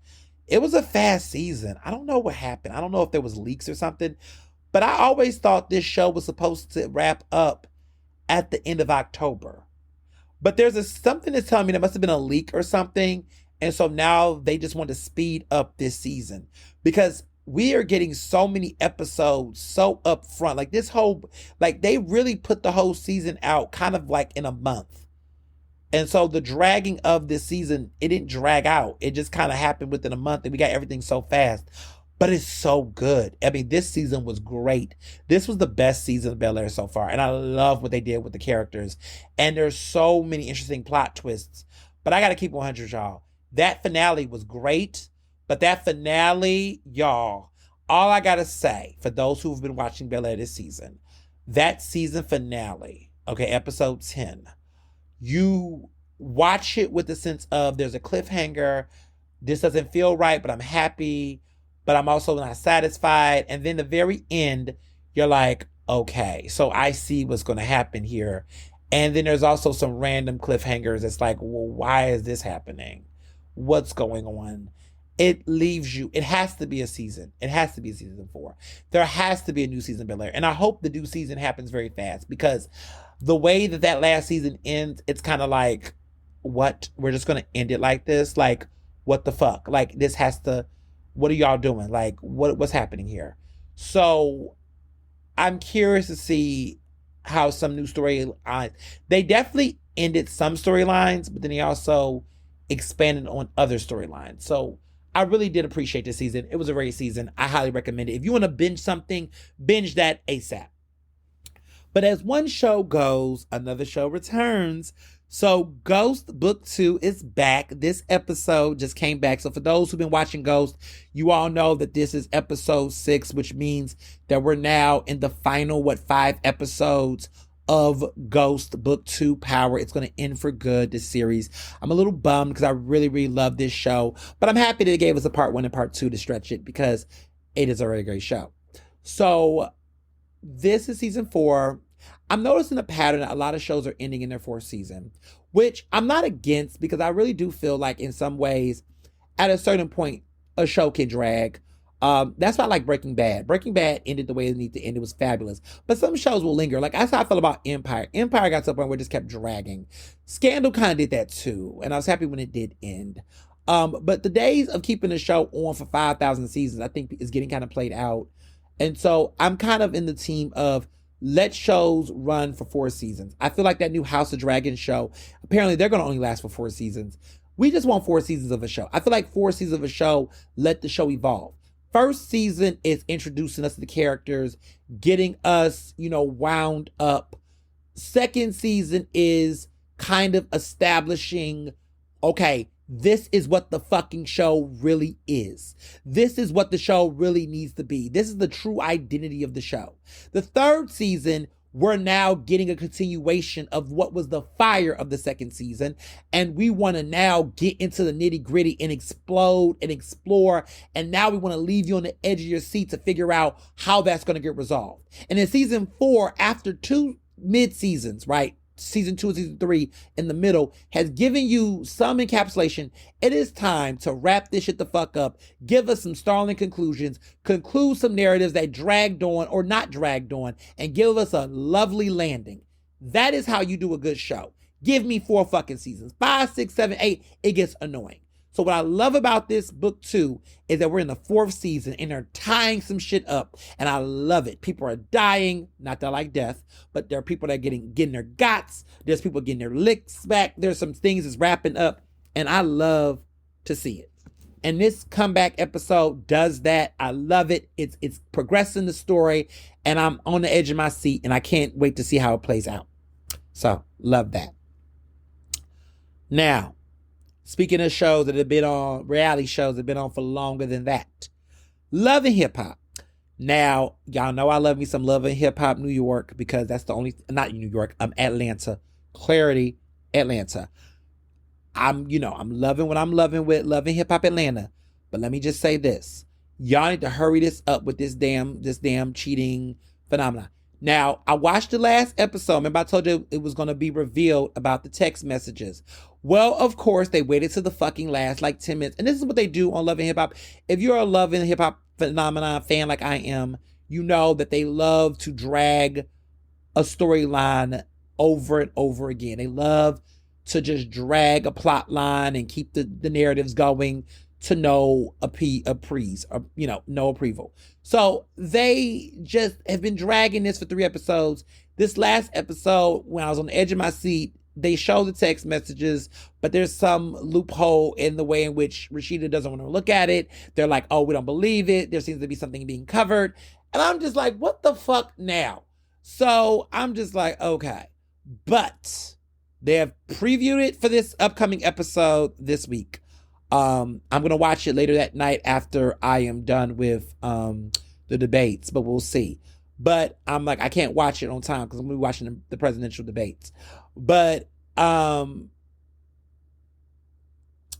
they are, now there is a scene where, Jasmine, who's the mistress that had the love child with Kurt, they're now going to meet with Rashida. Rashida and Kurt and her are all going to be together. Nobody else, no instigators. They're going to sit down. She's going to tell her story, her truth. She's been waiting to tell her truth. Jasmine is telling everything. She's going to show her receipts. She's going to show everything. And Rashida is going to have a meltdown, apparently. And it looks like she's pissed off and she's sick of the bullshit. And now finally, we're going to get to that part. I am so fucking happy. Like, they've dragged this storyline for so long, and I'm so happy that we're going to get something. Because we've been waiting. I've been waiting for this showdown this entire season, and it looks like this might be it. But you never know. But, we'll see. Look, I can only blame myself, though. This is my guilty pleasure. I'm judging myself. So I take full accountability and responsibility for my actions in watching this filth. But, it is what it is. So, moving along, I'm ready for fall. My birthday is October 12th on a Saturday. So I'm kind of in my, what am I doing for my birthday mode? I thought I was going to do one thing, but I'm trying to do some surprises. So I'm in my little birthday mode, thinking about that. I always wait for Labor Day and everything to go out. I got some surprise, some things coming up in the works I'm working on. So I'm a little excited about that. But, getting into that mode because I'm about to be You know, it's going to be a glorious year. The big 3-3, 33, even year, right? I'm excited. I'm excited about turning 33. I'm excited. It's going to be a great birthday. Three's a charm. So I'm looking forward to that. Looking forward to these fall previews. I'm going, more restaurants, more travel, more experiences in the upcoming weeks. Of course, I'm super excited about this debate. Stay tuned for all that's coming up next. And as always, be well and be best. Ernestly Speaking is recorded in Philadelphia, Pennsylvania, and can be found on Apple Podcasts, Google Podcasts. To stay up to date with the latest on the show, follow me on Facebook, Twitter, and Instagram at Mr. Ernest Owens. Use the hashtag Ernestly Speaking to tell me what you thought about this episode, and check out my website at ernestowens.com.